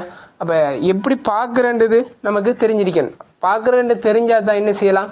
இன்னும் ஒரு கேள்வி வரும்போது அதுக்கு அப்ளை பண்ணக்கூடிய மாதிரி இருக்கும். சும்மா இதை பாடமாக்கிட்டு போய் இப்படி வந்துச்சுன்னா இப்படி தான் டீட்டாட மாறல. பாடமாக்கிட்டு போனேன்னா எடுக்க முடியாது, எந்த கேள்விக்கும் ஆன்சர் எடுக்க முடியாது. அப்போ எப்படி வருதுன்னு வழங்கி வச்சிடணும். இதில் ஒவ்வொரு கேள்வியும் வழங்கப்படுத்துறது அந்த கேள்வியோட தியரி ஆழமாக புரியணும். கணித்தல்கள் முக்கியம் இல்லை. இங்கே கணித்தல்கள் மாறிக்கொண்டு போகும். ஆனால் அதில் இருக்கிற தியரிகள் என்ன செய்ய போகுது? அடுத்த ஒரு கேள்வியோட அடிப்படையாக இருக்கும். சரி, அப்போ தியரிகளை நல்லா தெளிவாக வழங்கிக் கொள்ளுங்க. அடுத்த கேள்விக்கு போவோம். 50வது கேள்வி, 2013ஆம் ஆண்டு வந்திருக்கக்கூடிய 50வது கேள்வி.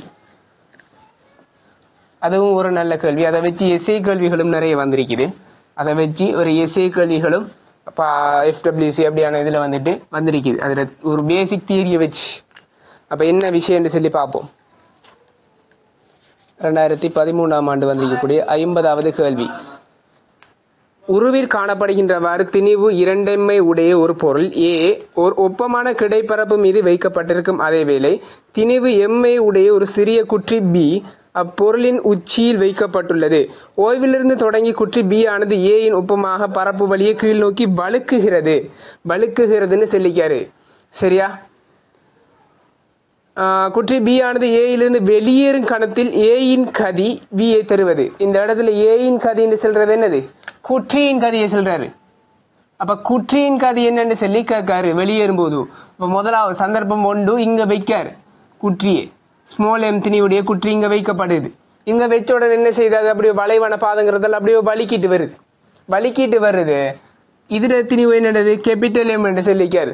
இதுல திணிவு கேபிட்டல் எம், சாரி 2M சொல்லிக்காரு. இந்த இடத்துல எம்னு சொல்லியிருக்காரு. சரியா? இப்ப என்ன நடக்குதுன்னு சொன்னா அப்படியே வலிக்கிட்டு வருது. இதுல உயரம் H உயரத்துல வைக்கப்பட்டிருக்குது. இப்ப வலிக்கிட்டு அப்படியோ வருது. வலிக்கிட்டு இந்த இடத்துல வலிக்கு இங்களை வரக்கொள்ள இதுக்கு ஒரு கதி இருக்க போகுது. நான் V1 சொல்லி எடுக்கன். இப்ப அவர் கேட்டது என்னன்னு சொன்னா, இதுட கதி என்ன? இதுட கதி வியா. அந்த வியை தருவது என்னன்னு சொல்லி கேட்காரு. இது இந்த பக்கம் போகக்குள்ள இது என்ன செய்யும்? இந்த பக்கம் போகும். இது இந்த பக்கம் போகும்போது இது என்ன செய்ய போதோ?